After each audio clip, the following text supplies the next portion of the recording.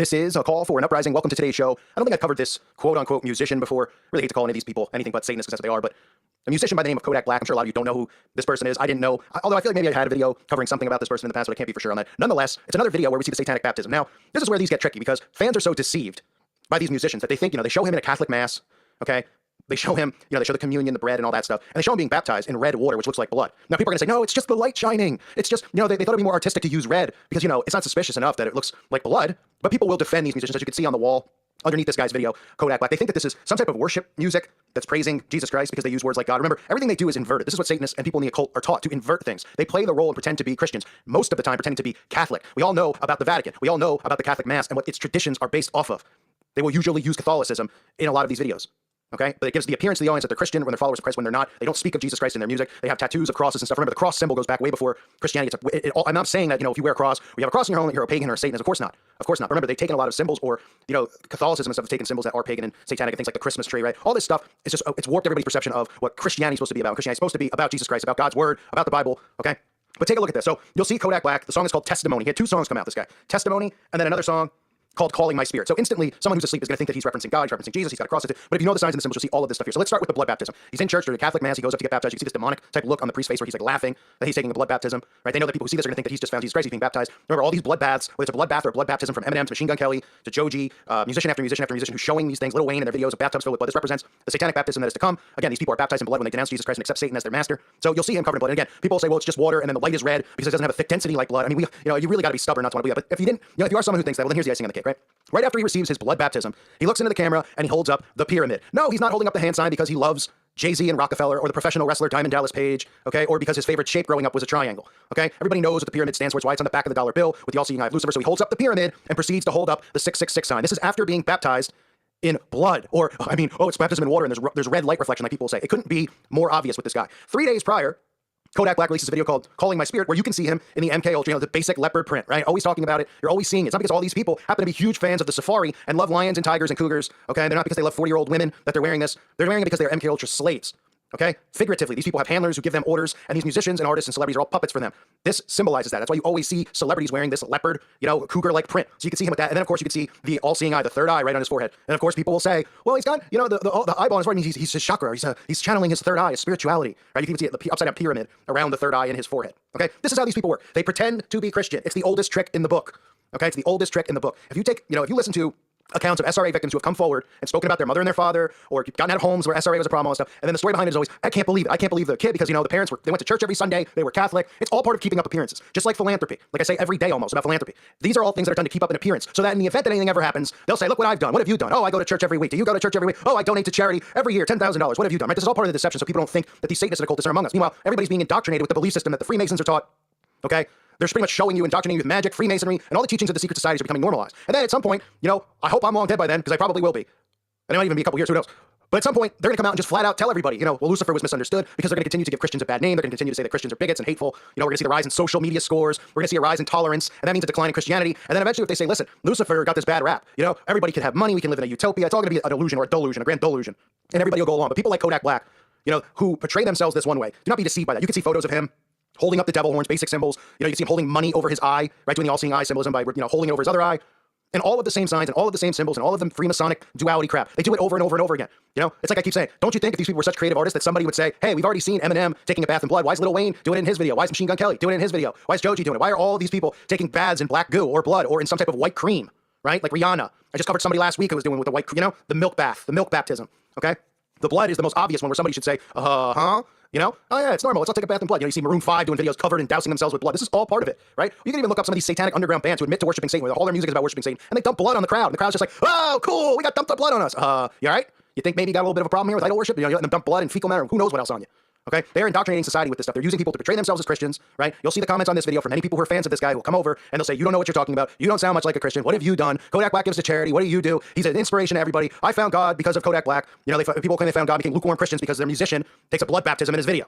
When you see the repetition done over and over and over and over like this, it's a pretty safe telltale sign, okay, that something's going on. So the bloodbath, once again, is becoming more and more normal, right?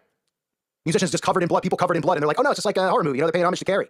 Boy, people aren't seeing the signs at this point. Maybe I should just stop doing this. I know a lot of people would wish that, but maybe I would. Maybe I will sometime down the line, sooner or later. Because it's all there to unlock your mind. If you see the repetition, it'll slowly unlock your mind and you'll start seeing exactly what's going on. You'll snap out of this, mirage that we all live in. These people all are in the same secret societies. They all network. That's how they all become famous. That's why you see all the same signs and symbols in their videos.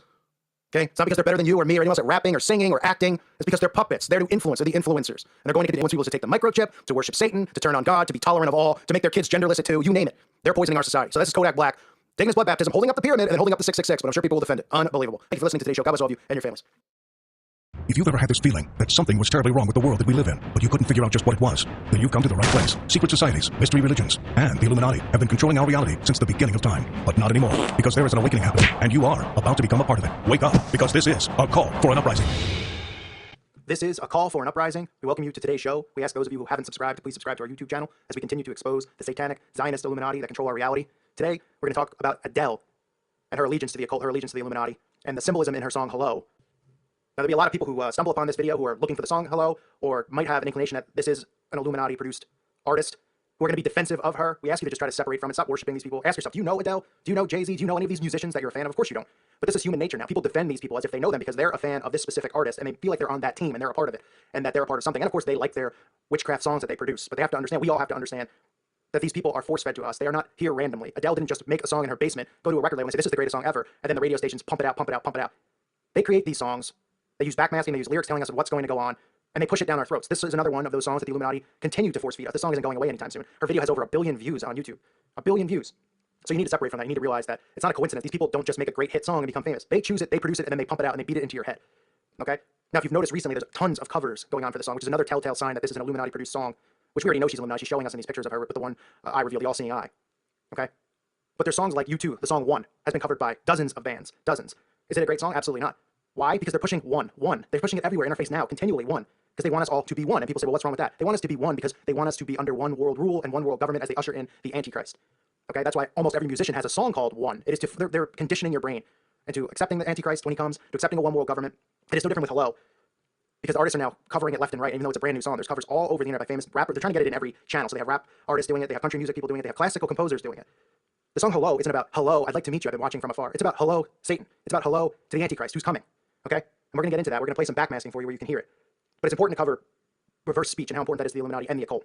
People think backmasking is a crazy conspiracy, that, people just play the songs backwards and try to find whatever they can to make a conspiracy theory. In reality, the brain processes things backwards and frontwards. It can hear something backwards and still pick it up. Now, on a conscious level, you might not be able to understand what you're hearing, but your brain understands it and it processes it and it stores it. On a conscious level, you might not have a clue. You might just hear blah, blah, blah, blah, blah. Okay? And you're not going to be able to go, oh, all that blah, blah, blah means this frontwards. But your brain processes it. It hears it in both directions and it stores this. Now, it's important to talk about Aleister Crowley. If you don't know who he is, he was the man who claimed to be the Beast 666. He's a real, true scumbag. Okay? And most of these musicians and actors worship him and his books on black magic. He is the master of all these things. He is an icon to these people. Crowley talks a lot about the importance of the law of reversal. Okay? He talks about the law of reversal. He also talks about, in his books, about how to attain certain levels of black magic, that the best way to do it is through sex magic, which is performing these magical spells during sexual acts. And he says the best power to get is while having sex with a young boy. This is what they talk about. These people are worshiping him, wearing his shirt. Jay-Z wearing his shirt. Do what thou wilt. Crowley's famous quote. These musicians read his books and worship him. Jimmy Page of Led Zeppelin purchased his home where he did these rituals. Okay? Crowley talking about sex with kids. If you're not even a Christian and you're listening to this, are you okay with that? Of course you're not. But these are the people that are doing these child kidnappings and sexual assaults. These people who follow Crowley, these Satanists who run our world. Now, not to get off track and talk about that, the sex trafficking that these people do. We'll stay on track here and talk about the law of reversal. Okay? Crowley talks and taught many of his students that those who want fame, power, spellcasting abilities, demons at their beckon, to recognize the Godhead within, and to know everything past, present, and future. He also constantly talks about practicing speaking in reverse, walking, thinking, and playing messages in their heads backwards, talking themselves in their head backwards. The Bible warns about this. The Bible warns us about these things and about how dangerous magic is. But Crowley taught adamantly about the law of reversal. So these singers started doing backmasking in their song because they knew your brain was going to pick up these lyrics. You'd never be able to catch them, you'd never be able to call them out on it, even though in the beginning people were calling out the Beatles and they were calling out Led Zeppelin. I mean, take a listen here. This is Led Zeppelin, Stairway to Heaven. Right? People think he's talking about going to heaven. In reverse, he's talking about worshiping the Beast 666. We'll play a little clip here. Take a listen.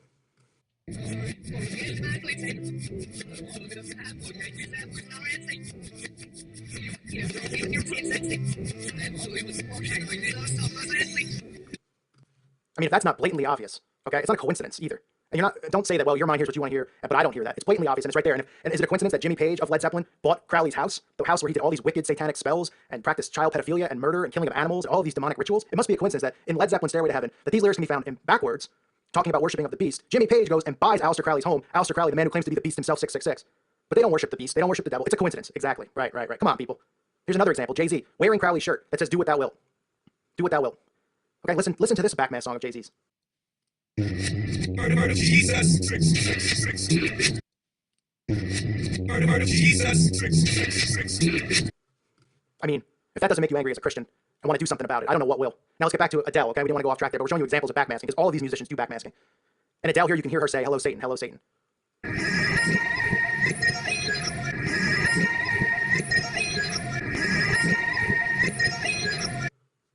You can clearly hear her say that. Okay, now the video isn't loaded with occult symbolism. There's some, but it's not loaded with it. Because this song is, not only is it popular in America and Britain, it's a worldwide phenomenon. And this is the song, they're pumping it in every culture, everywhere. Okay, because this is the song to usher in the Antichrist. This is it. That's why everyone's covering the song. That's why everyone seems to be in love with the song. Men, women, everyone. You know, they have men covering the song. I mean, listen to the lyrics. I mean, the lyrics are openly, she's admitting, hello to say, she says, hello, it's me. I was wondering if after all these years you'd like to meet, to go over everything. They say that time's supposed to heal you, but I ain't done much healing. She's saying she hasn't healed. She hasn't done any healing. Okay, and she's had enough, and she's coming over, and she's crossing over to the other side. Okay? She's crossing over to Satanism. Don't believe me? Hello, from the other side. I must have called 1,000 times to tell you I'm sorry for everything that I've done, but when I called, you never seemed to be home. This is her speaking to Yahweh, speaking to God, to Jesus. She's saying hello now from the other side. She's saying every time I called, you never listened. You were never home. Because that's how the Satanists feel. They feel like God betrayed us. He left us here, and he made all these strict rules that were too hard for us to live by, and he betrayed Satan by throwing him out of heaven. That's how they feel. They're angry at God. As is Satan, God's enemy. And now they're on his side. It's right there. It's right in the lyrics. She's not talking about some random boyfriend. People need to get past. Every song is about a breakup, about a husband, a boyfriend and a girlfriend, or some kind of a breakup in love. That's what every song is about. They're not talking about a breakup between a boyfriend and a girlfriend. They're talking about the breakup. They're talking about God and the devil, the two opposing sides. That's what they're talking about. Of course, if you're not Christian, you're going to think something like this is just out of the realm of possibility because you're naive and you're playing along right into their hands because they've tricked your soul to not believing in Christ. But if you are Christian, you have to understand. Just look at the album. Look at the pictures. Adele with the hand over the eye. All the artists do that. That's their way of letting each other know that they're in, that they're a part of it. They're all part of it, and they're letting you know. And they're rubbing it in your face. They don't care about you. Stop caring about them. Stop giving them power. We're giving them power by worshiping their music, by clapping when they appear in a room, by crying when we see these people. It's sick. The false idol worship is sick. You need to get back to worshiping Christ. He's the only one you should look up to, the only one you should admire. He died for your sins. What did these people do? They took money out of your pocket and caused you to be obsessed with them. Oh, I'm sure Adele's music comforts you. It's a spell. It is witchcraft, period. Laugh all you want if you're somebody who thinks that there's no such thing as witchcraft. 100 years ago, people were still getting hung on trees for practicing witchcraft and the occult.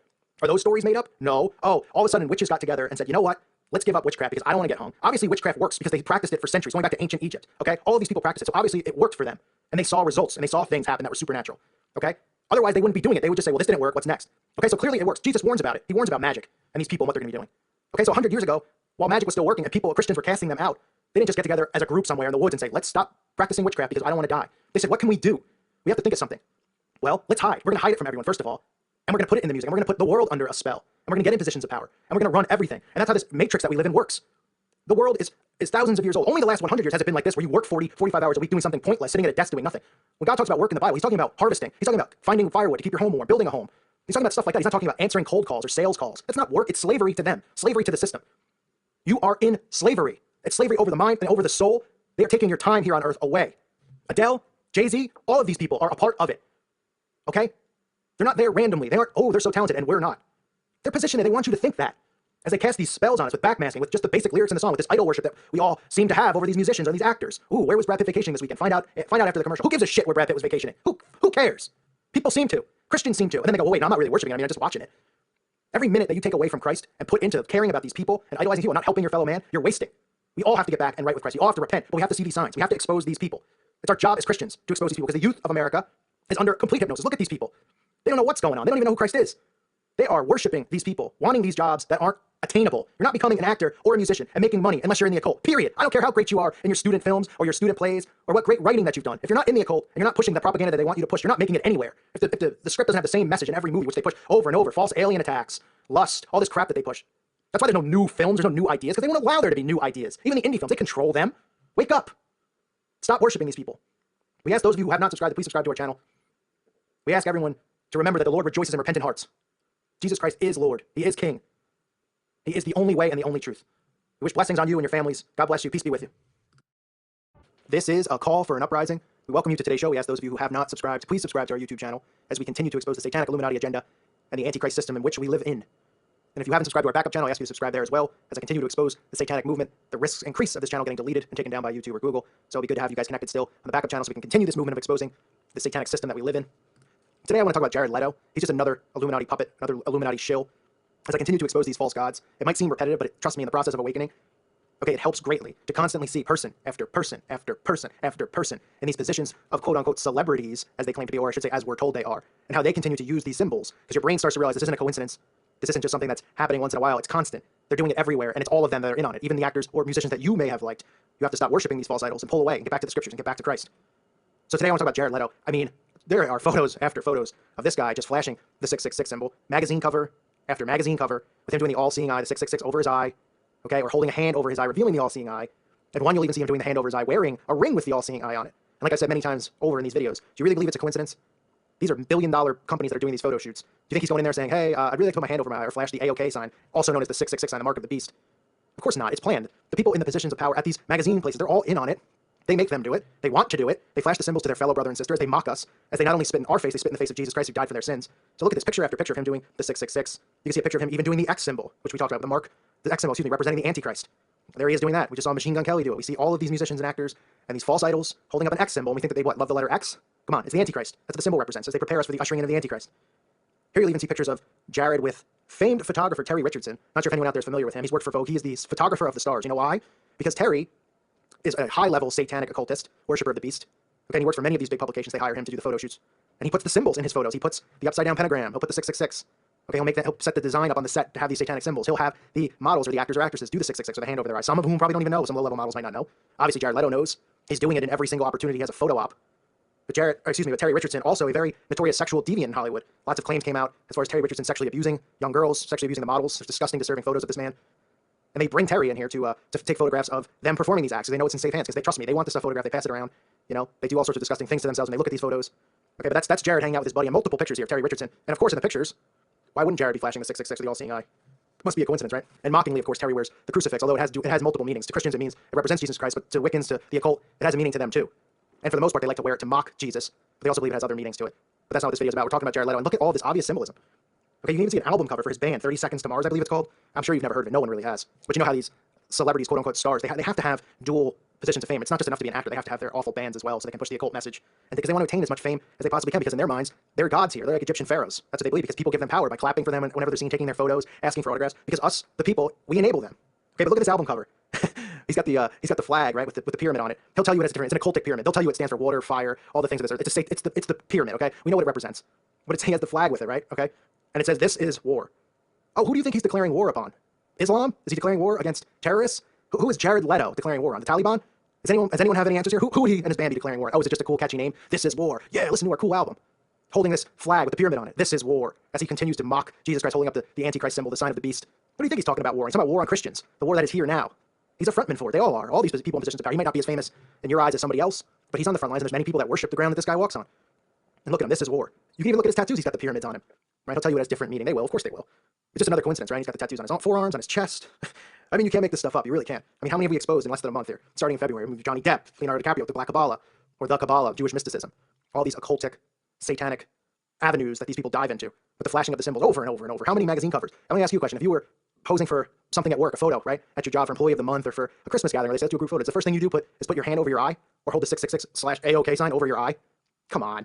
Do you do it over and over again in all of your photos like these people do? Magazine cover after magazine cover of them holding their eye or flashing the 666, and they want us to believe nothing's going on. They'll just say, oh, what a crazy conspiracy theorist. Next question.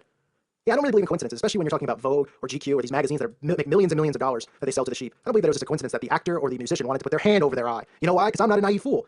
And the people who listen to this channel aren't naive fools. And children of Christ are not naive fools. We have to wake up our brothers and sisters. I mean, this stuff is so blatantly obvious. That's why the false idols are important to attack first. Because you can read the scripture and read about the false gods.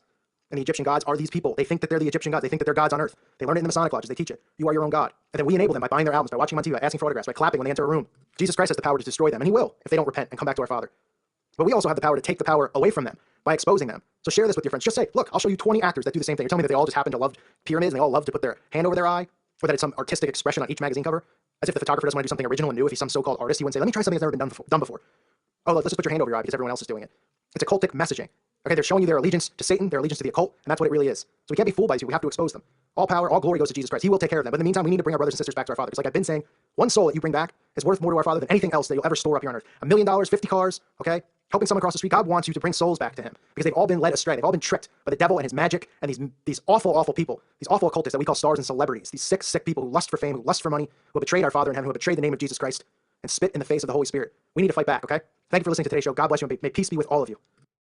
This is a call for an uprising. We welcome you to today's show. We ask those of you who have not subscribed to please subscribe to our YouTube channel as we continue to expose the satanic Illuminati agenda. I want to do an episode on something it's not new, it's not fresh, but I mentioned it during the review of the Brit Awards, and that is this girl band called Little Mix. they have this song called Black Magic. Okay, yeah, obviously we know what it's about, right? It's pretty obvious, black magic, but it needs to be discussed because it is so disgusting and so blatantly obvious. The plot of the music video, these girls, these dorky girls, they want the hot guys in school. They want to fall in love. They want them to fall in love with the nerdy girls. So the nerdy girls are craving the attention and the love and the admiration of their classmates, and especially of these so-called popular guys, right? Which is one of the reasons that most of these people get into witchcraft, because they're such losers to start. They're just craving and lusting for all of these things of the earth, and they try magic. But the plot is that, right? So little girls can watch this. Okay, because we've all gone through school. We all know what it's like. No matter how you turn out in life, even if you are the most popular kid, you can't always have what you want. There's been popular kids that never got the girl that they wanted, and vice versa, right? So what they're saying here is, listen, at a young age, if you're a girl, you're a little nerdy, listen, try black magic. Try black magic. And then all the things that you want will come to you. So what do you think a 10-year-old does? They can't comprehend the dangers of this because parents aren't preaching in their household about the dangers of magic and sorcery that Jesus warned about. No, they're not. They're too busy working. This isn't a critique of parents, but let's be honest. Are parents really going, some people out there might, but how many people, what's the percentage of Americans who are telling their children at a young age, watch out for magic and witchcraft? Because they don't even believe that it's real. So this music video goes on, right? And the girls they feel rejected and nerdy. So they have a sleepover party, right? So let's have a cute little sleepover, hold hands in a circle, light the candles, basic witchcraft stuff. Parents are nowhere to be found, right? Just upstairs in suburbia, upstairs in this beautiful home they live in. Everyone's holding hands, they open the magic book, right? And they make it look so cool and safe and fun. Some cool colors come out. Next thing you know, glasses are flying. Everybody's now levitating because they've been praying to the prince of the air, Satan, right? They've been doing spells for the prince of the air, so they're levitating. Next day they go into school, put on some makeup, some prostitute clothing, look like hookers in 5th grade, and now everybody's staring, everybody wants to be a part of what they are and what they have. The guys are lusting for them, bada bing, bada boom, as they say, right? And the rest is history. So what message does this send to children? This is okay to put on TV, right? These girls are teenagers, maybe freshmen in high school, okay? They're nerds. They make them nerds, it's the funny part. They make them nerds because they're dressed conservatively, right? They open the witchcraft book, they levitate for a little while, they get some witch powers. Next thing you know, they're at school and everyone's popular. There's nothing to do, of course, with the fact that they went from dressing conservative to dressing like prostitutes, that the men are now interested. Of course not. No, it has to do with the black magic. Right? So they make that look cool. Now, what do they do when they talk about Jesus in the scriptures? Do they make that look cool when Jimmy Kimmel was having Jesus do press conferences pretending to be a presidential candidate and mocking the scriptures, making Jesus look like an inferior man? Right? That's okay. Right? That's okay for them to do. But it's cool. So they're telling the kids, look how cool magic is. You can get whatever you want. All you gotta do is put on a spell. It's safe. You could do it in the comfort of your home. Your parents won't care. Go upstairs, get a magic book. But next thing you know, everyone's gonna love you and want you. And what teenager's not gonna see that and fall into that trap? What teenager's not gonna see that and say, because we've all been teenagers. We've all when you're 8 years old, 10 years old, 12 years old, when you're not really understanding what is the world yet, you're trying to figure it out. You don't think this is going to brainwash kids? And then the parents will hear the song and they'll say, "Oh, it's just love and magic love is magical." Right? I've been saying this in other videos. You see how there's Marilyn Manson, okay, there's Metallica, there's heavy metal bands, and somebody will look and they'll say, "Well, that's a little demonic or satanic." Although this day and age they wouldn't even say that anymore. But they'll see Marilyn Manson presented this way, and parents will say, "I don't want my kid listening to that with the black lipstick. It's creepy." Okay, but what's the alternative? Oh, it's a cute little girl band, right? A cute little girl band singing about magic potions and love, even though it's called black magic, because the parents are oblivious to it, because they're not teaching this in the churches. They're not teaching this anywhere. They're avoiding confronting Satanism. The churches avoid confronting it. Nobody wants to deal with it. Whether they're clueless and they don't know it exists, or they just want to preach this new age garbage that everything's wonderful and we should all try to strive and get as much money as we can and just be happy every day, even though the Lord tells us that our whole lives here is going to be enduring, to not covet the things of this earth. Right? Because that seems to be all that the new age preachers like Joel Osteen, that's all people want to hear. They can hear someone like me talking and they'll say, "I don't want to hear that. That just brings me down. I want to live in this fake reality. I want to pretend to be following the scriptures because Joel Osteen's talking about store up treasure, the power of now, the power of this. Ooh, God wants you to be rich and have all this stuff." Even though John 2:15, do not love the world, nor the things in the world. If anyone loves the world, the love of the Father is not in him. For all that is in the world, the lust of the flesh and the lust of the eyes and the boastful pride of life is not from the Father, but it is from the world. Right? That's why the problem is that people are oblivious to this going on. Not because the signs aren't in their face, because they ignore it. They ignore it. Ministers ignore it. Nobody talks about it. Child sex trafficking, kids going missing, satanic ritual abuse. Let's turn the other way. Everyone is just turning the way that suits their lifestyle. This new age crap. And we have these sorcerers and these witchcraft, these bands. What is this, a coincidence? Go listen to the video I did called Music Magic. How many songs did I listen to talk about magic? Other people commented on my wall with songs that I missed that I didn't even know. Red Hot Chili Peppers had a song. There's so many. Black magic. Must be a coincidence. Revelation 21:8. But for the cowardly and unbelieving and abominable and murderers and immoral persons and sorcerers and idolaters and all the liars, their part will be in the lake that burns with fire and brimstone, which is the second death. These people will get theirs, but don't allow them to take souls that you know, whether it's your own or a family member's or a friend, or even, we all care about every human soul, people we don't know. It's heartbreaking. But again, look at this video. Doing black magic in school. Can't say God in school, by the way. Can't say God or mention God or Jesus in school because that goes under quote-unquote religion, right? But you can talk about black magic in school. You can even perform rituals there. There's freedom of religion for witches, right? Because it doesn't go under that umbrella of religion. It's disgusting. This band, what an abomination. Talentless hacks, prostitutes, prostituting this garbage, blasphemous garbage about black magic and making it look quirky and cool and fun. Not showing the dark side of it, right? Not showing the Marilyn Manson side or the black colors and all that and the darkness. Showing it poppy and cute and cool. And you get what you want if you do magic. Brainwashing little girls everywhere into looking to join covens. That's what it does. We have to stay strong. We have to expose this stuff.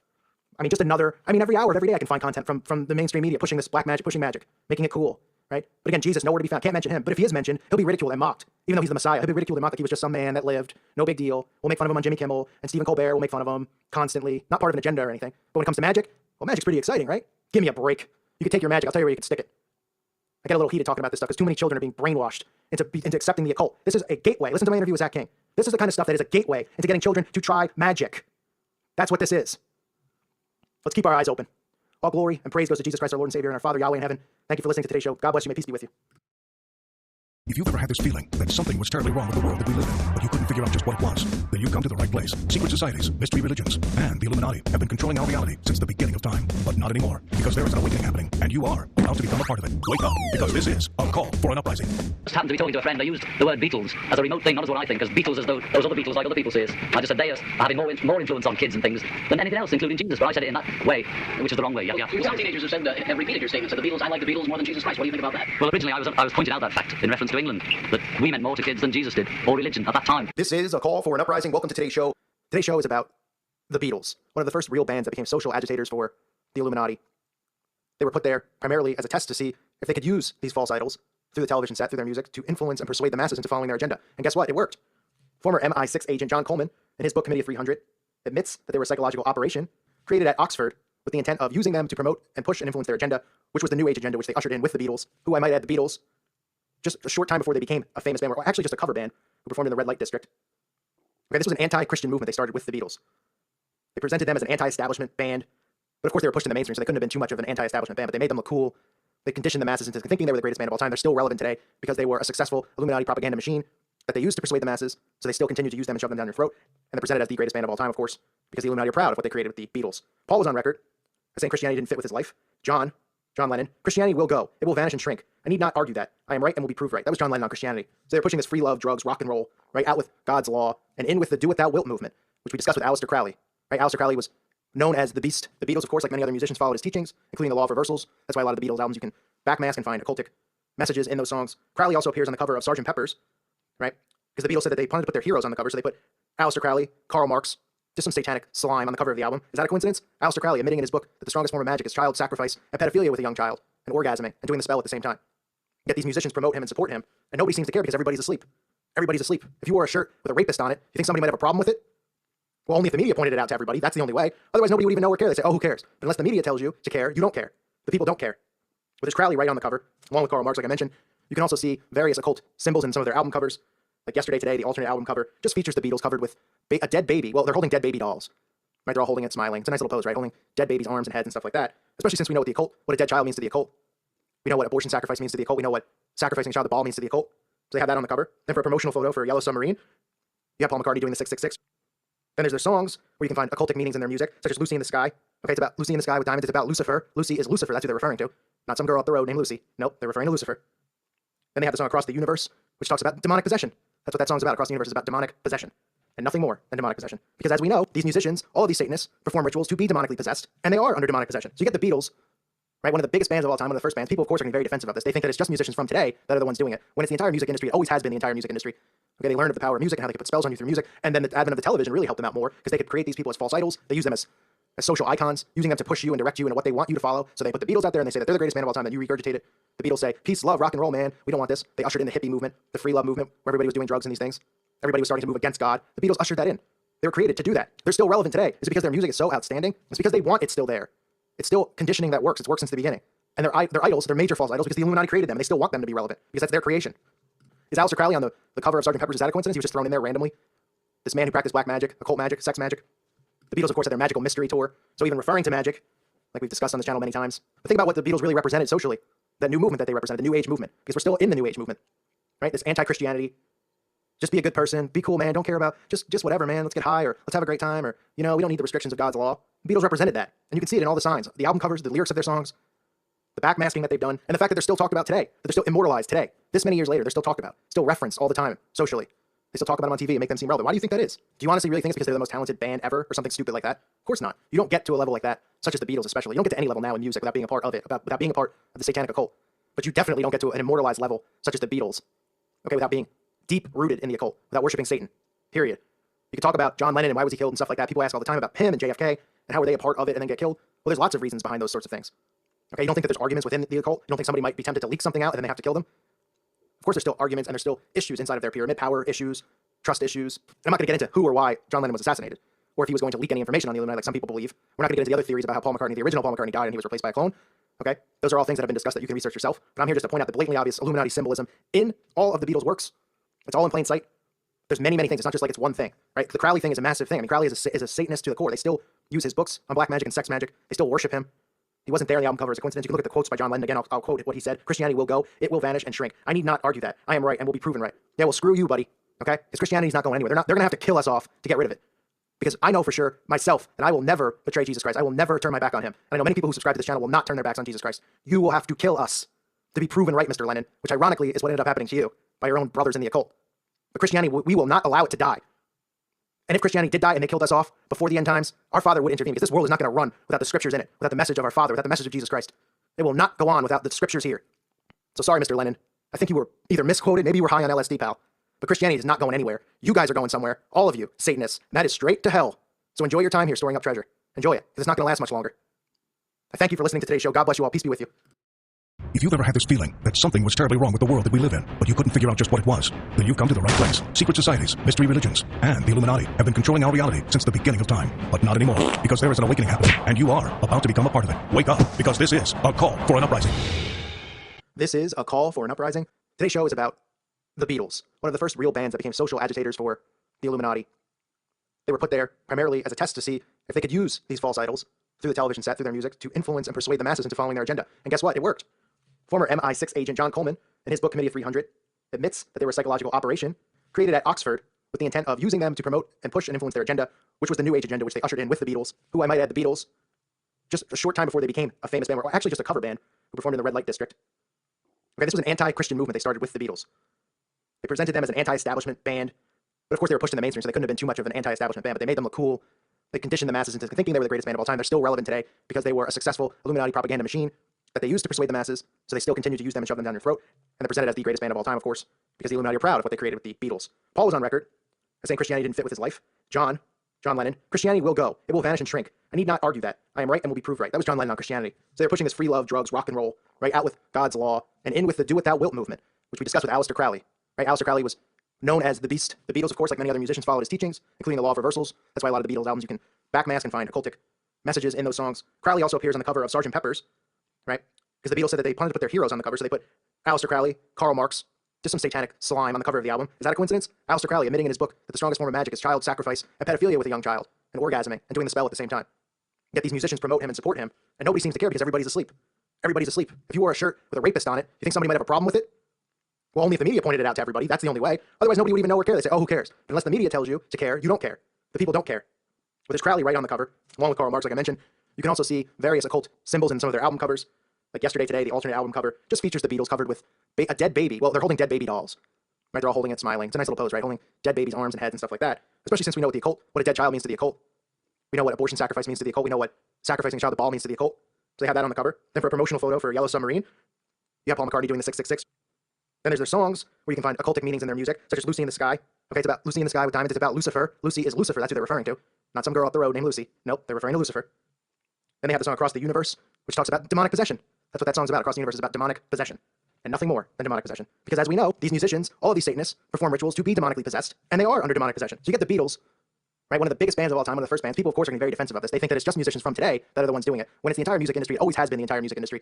Okay, they learned of the power of music and how they could put spells on you through music, and then the advent of the television really helped them out more, because they could create these people as false idols. They use them as social icons, using them to push you and direct you into what they want you to follow. So they put the Beatles out there and they say that they're the greatest band of all time, then you regurgitate it. The Beatles say, peace, love, rock and roll, man. We don't want this. They ushered in the hippie movement, the free love movement, where everybody was doing drugs and these things. Everybody was starting to move against God. The Beatles ushered that in. They were created to do that. They're still relevant today. Is it because their music is so outstanding? It's because they want it still there. It's still conditioning that works. It's worked since the beginning. And they're idols, they're major false idols, because the Illuminati created them, and they still want them to be relevant, because that's their creation. Is Aleister Crowley on the cover of Sgt. Pepper's, is that a coincidence? He was just thrown in there randomly? This man who practiced black magic, occult magic, sex magic. The Beatles, of course, had their magical mystery tour, so even referring to magic, like we've discussed on this channel many times. But think about what the Beatles really represented socially, that new movement that they represented, the New Age movement, because we're still in the New Age movement, right? This anti-Christianity, just be a good person, be cool, man, don't care about, just whatever, man, let's get high, or let's have a great time, or, you know, we don't need the restrictions of God's law. The Beatles represented that, and you can see it in all the signs, the album covers, the lyrics of their songs, the backmasking that they've done, and the fact that they're still talked about today, that they're still immortalized today. This many years later, they're still talked about, still referenced all the time, socially. They still talk about them on TV and make them seem relevant. Why do you think that is? Do you honestly really think it's because they're the most talented band ever, or something stupid like that? Of course not. You don't get to a level like that, such as the Beatles especially. You don't get to any level now in music without being a part of it, without being a part of the satanic occult.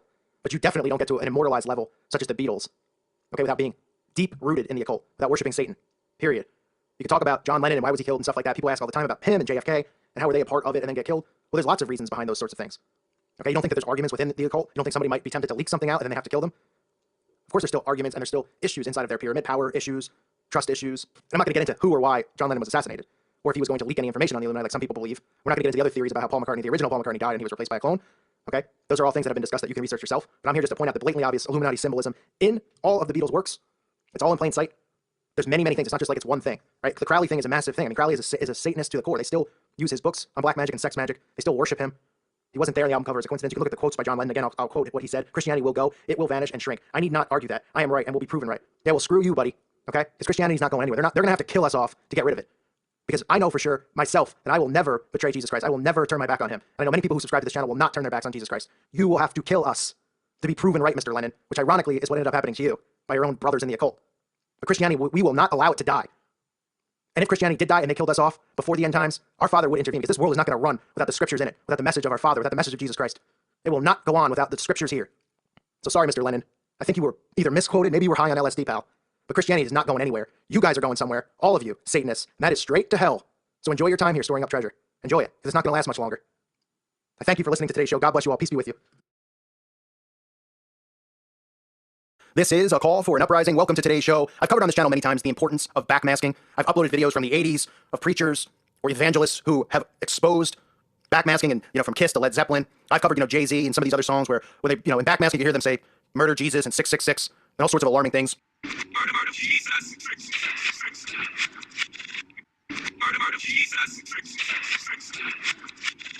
The importance of backmasking is that your brain still, when it's listening to records, is picking up what is said backwards. That is the point. And this all goes back to Aleister Crowley. But before I get into that, because most of you know that, get a load of this. Ariana Grande fans are getting so obsessive that they're backmasking her music, listening to it because they think that there's secret meaning inside of her songs and videos. You can see BuzzFeed, Teen Vogue talking about Ariana Grande fans think they found a secret message in Breathin'. One of her songs called Breathin'. Is that Ariana Grande's song Breathin' is nothing short of certified bop. I would say certified crap, but okay, if you want to call it bop, I guess that's what we're calling crap now, bop. Gonna go take a bop. From the catchy vocals to the beat that literally makes you want to get up and dance in public. I mean, these people are just absolutely under my control. It's no surprise that it's quickly skyrocketed to be one of the most popular songs off of her latest album. What you may not have realized about the jam, though, is that it seems to feature a secret message you probably missed during your first 100 listens. I mean, listen, these people are listening to these songs 100 times over. They're playing it on the radio 100 times over. This is how mind control works, the repetition. And a lot of the times you wouldn't even realize, but your brain does pick up things backwards, and that's why they use backmasking. And it said the song opens with the sound of a voice speaking, and then the words are totally impossible to figure out. That is until you play it backwards. Someone on Twitter tried it out and realized that the voice is actually saying, quote, "Tonight's your special night, do something magical."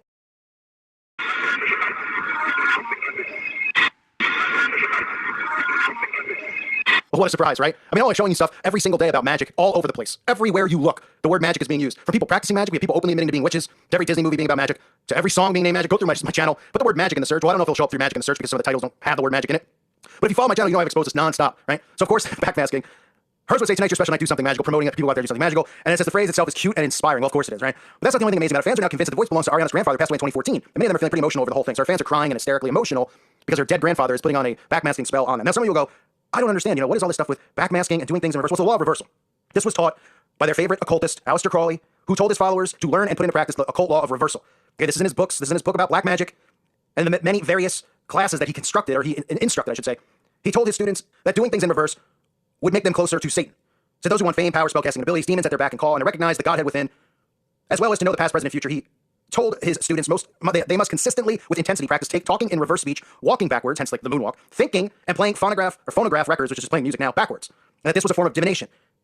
Divination, which we are warned against in the Bible. Now, he wasn't the only one that practiced it. Even Anton LaVey taught his students that they would find the Godhead within by doing this stuff. This is all the same crap, right? And then it trickles down into Freemasonry and whatnot. And then, of course, what the Bible says in Deuteronomy chapter 18, verses 9 through 14. Where we're advised by God to stay away from those things and the people who do them. You're not to have anything to do with them. God warns, "I will turn my face from you," in Leviticus chapter 20, verse 6. But in Deuteronomy chapter 18, verses 9 through 14, it specifically says, "When thou art come into the land which the Lord thy God giveth thee, thou shalt not learn to do after the abominations of those nations. There shall not be found among you any one that maketh his son or his daughter to pass through the fire, or that use divination, or an observer of times, or an enchanter, or a witch, or a charmer, or a consulter with familiar spirits, or a wizard, or a necromancer. For all that do these things are an abomination unto the Lord, and because of these abominations the Lord thy God drove them out from before thee. Thou shalt be perfect with the Lord thy God, for these nations which thou shalt possess hearkened unto observers of times and unto diviners. But as for thee, the Lord thy God hath not suffered thee so to do." Okay, so this is, I've said it a million times. Everything they do is to mock God, right? Everything they do is in reverse. That's really what the law of reversal is. Everything is inverted, right? Everything is upside down.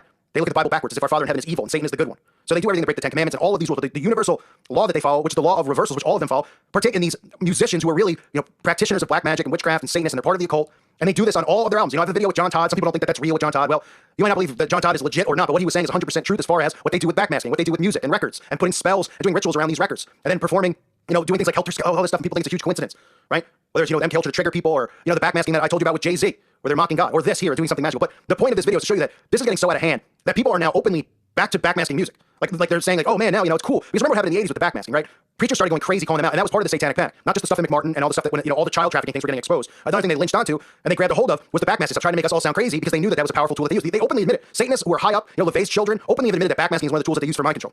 So of course they had it attached to the satanic panic, so it kind of died out. But I guarantee you what you're going to see now is, people are going to buy an album like Ariana Grande fans. These people are so under just the sickest form of mind control possible, and they're going to say, hey, special surprises when you listen to the music backwards, right? And of course you'll hear stuff like this where somebody will say, oh, what's so bad about that? They're saying, make the night magical, right? They probably won't be able to understand some of the other stuff because it's demonic beings speaking. And people just think it's all crazy. So you're going to see people more and more, these musicians, encouraging their audiences that there's special surprises when they listen to music backwards. And that is part of spellcasting. So they're going to be putting spells in the show, not just forwards, but backwards. And like I said, your brain processes this music both ways. You might not know it or not, but now they're just going to start encouraging people to do this. Listen to it backwards. It'll be fun. Hey, there's a surprise. Like at the bottom of a cereal box. Listen to Jay-Z backwards. Listen to Beyonce backwards after you listen to it 100 times forward. And guess what? There's a big surprise in there. Well, the big surprise is that they worship Satan. These people just don't want to realize it. They think it's funny. Because we have the satanic temple and churches out there who have brainwashed everyone thinking that they're atheist organizations that don't really worship the devil. And they just believe it. Just like, oh yeah, no, they're not. Oh, right. I mean, just stuff that makes you pull your hair out. Dumb people are.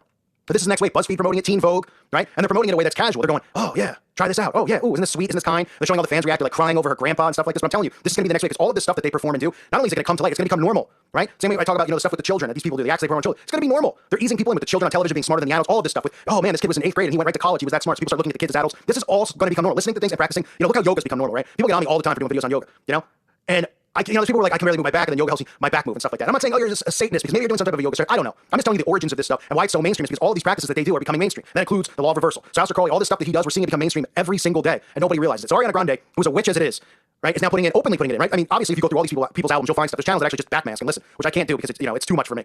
You hear demons and all sorts of weird crap going on. But then there's ones that are blatantly obvious, like Led Zeppelin and Stairway to Heaven, right?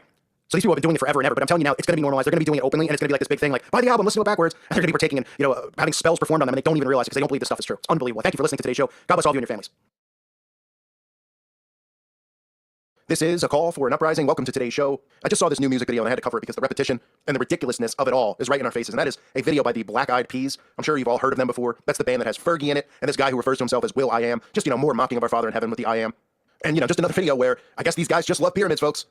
I mean, it must just be me. I'm crazy. I'm coming up with this stuff off the top of my head. I've got nothing better to do, right? We got most of these guys doing eyeball worship, right? Because they all want to be optometrists, or they do, bathtub rituals, or they do, this stuff is just unbelievable, right? Because it's just, we're seeing it over and over and over, and people still don't want to wake up to it. Now, this band, they have album covers where you can see them holding up the 666 sign. You can see them holding their hands over their eyes, doing the, Illuminati all-seeing eye. You can see Fergie wearing the black and white Masonic checkerboard. Okay, this is all constant repetition from all these musicians. They're letting you know that they serve these secret societies. They worship Lucifer. That is who they worship. And they, God, our Father in is evil, and that Lucifer is the real God of this world. And these people are just sick, and they're a bunch of losers. And I'll show you this music video. It's just pure crap, is what it is. So you'll see right off the bat, right? You'll see the pyramid flying in the sky, right? This is just artistic expression, of course, because these people, their favorite shape happens to be. We all are supposed to have favorite shapes, right? I don't think much about shapes, but if I was going to do a music video, I definitely would put rectangles and rhombuses in there and all sorts of shapes because that's what artistic people do nowadays. So you see the pyramids just everywhere. They're singing in front of the pyramids, if you want to call it singing, standing in front of the pyramids over and over and over. And then, of course, we get some of the stuff is just so in our faces, right? And this is a symbol that I've exposed before, but you don't see it too often in music videos, and that is the obelisk. Okay, you'll look at it and you'll say, oh yeah, like the Washington Monument, right? But people don't wonder why this symbol is outside the Vatican. It's outside the White House. It's all around the country, in the UK, everywhere, in prominent spots. Because this represents Baal's shaft. That's right. That's what it represents. Lucifer's penis. Believe it or not, that's what it represents. The obelisk, okay? Phallus worship. And the Washington Monument, in case anybody's wondering, is 666 inches in width and 6,660 inches in height. Inches. Okay, you think that's a coincidence as well? That right out? Come on with this stuff. But I guess, the Black Eyed Peas just they absolutely love the obelisk. Okay, all this video is Egyptian worship. And that's where the roots of this goes back to. The Book of the Dead, okay, satanic worship. These Egyptian losers that they worship. You'll see throughout the video, they're constantly showing us the, what I refer to as the dog god that they worship. But they'll tell you his name is Anubis. Look at this thing, right? And Anubis is supposedly the lord of the underworld, right? It's a freaking guy with a dog's face, okay? And you'll just see it throughout the video, people wearing his mask. Oh, it's Anubis. Oh, but this isn't satanic, folks. This is history, right? This is Egyptian culture, right? They'll try to tell people that, this is just, this is where their roots are from and stuff like that. This is all satanic worship. Anubis, the lord of the underworld. Do you think that's a positive thing? The lord of the underworld who happens to have a dog face? And these people worship this turd. Oh, Anubis. Look at Anubis and his dog face. Really? People are just absolute losers. So in addition to all the Egyptian crap, you see Egyptian worship with the pyramids, with the obelisk, you'll see the phoenix rising, the wings, right, of the phoenix rising. This represents the Antichrist rising. The phoenix rising, we've all heard the expression or heard of the phoenix rising. Well, the phoenix rising means the rising of the Antichrist. Rising, okay, this is a common theme you see all the time with the phoenix rising, with the wings, right? We see right outside of the World Trade Center, after the attacks, what do they build?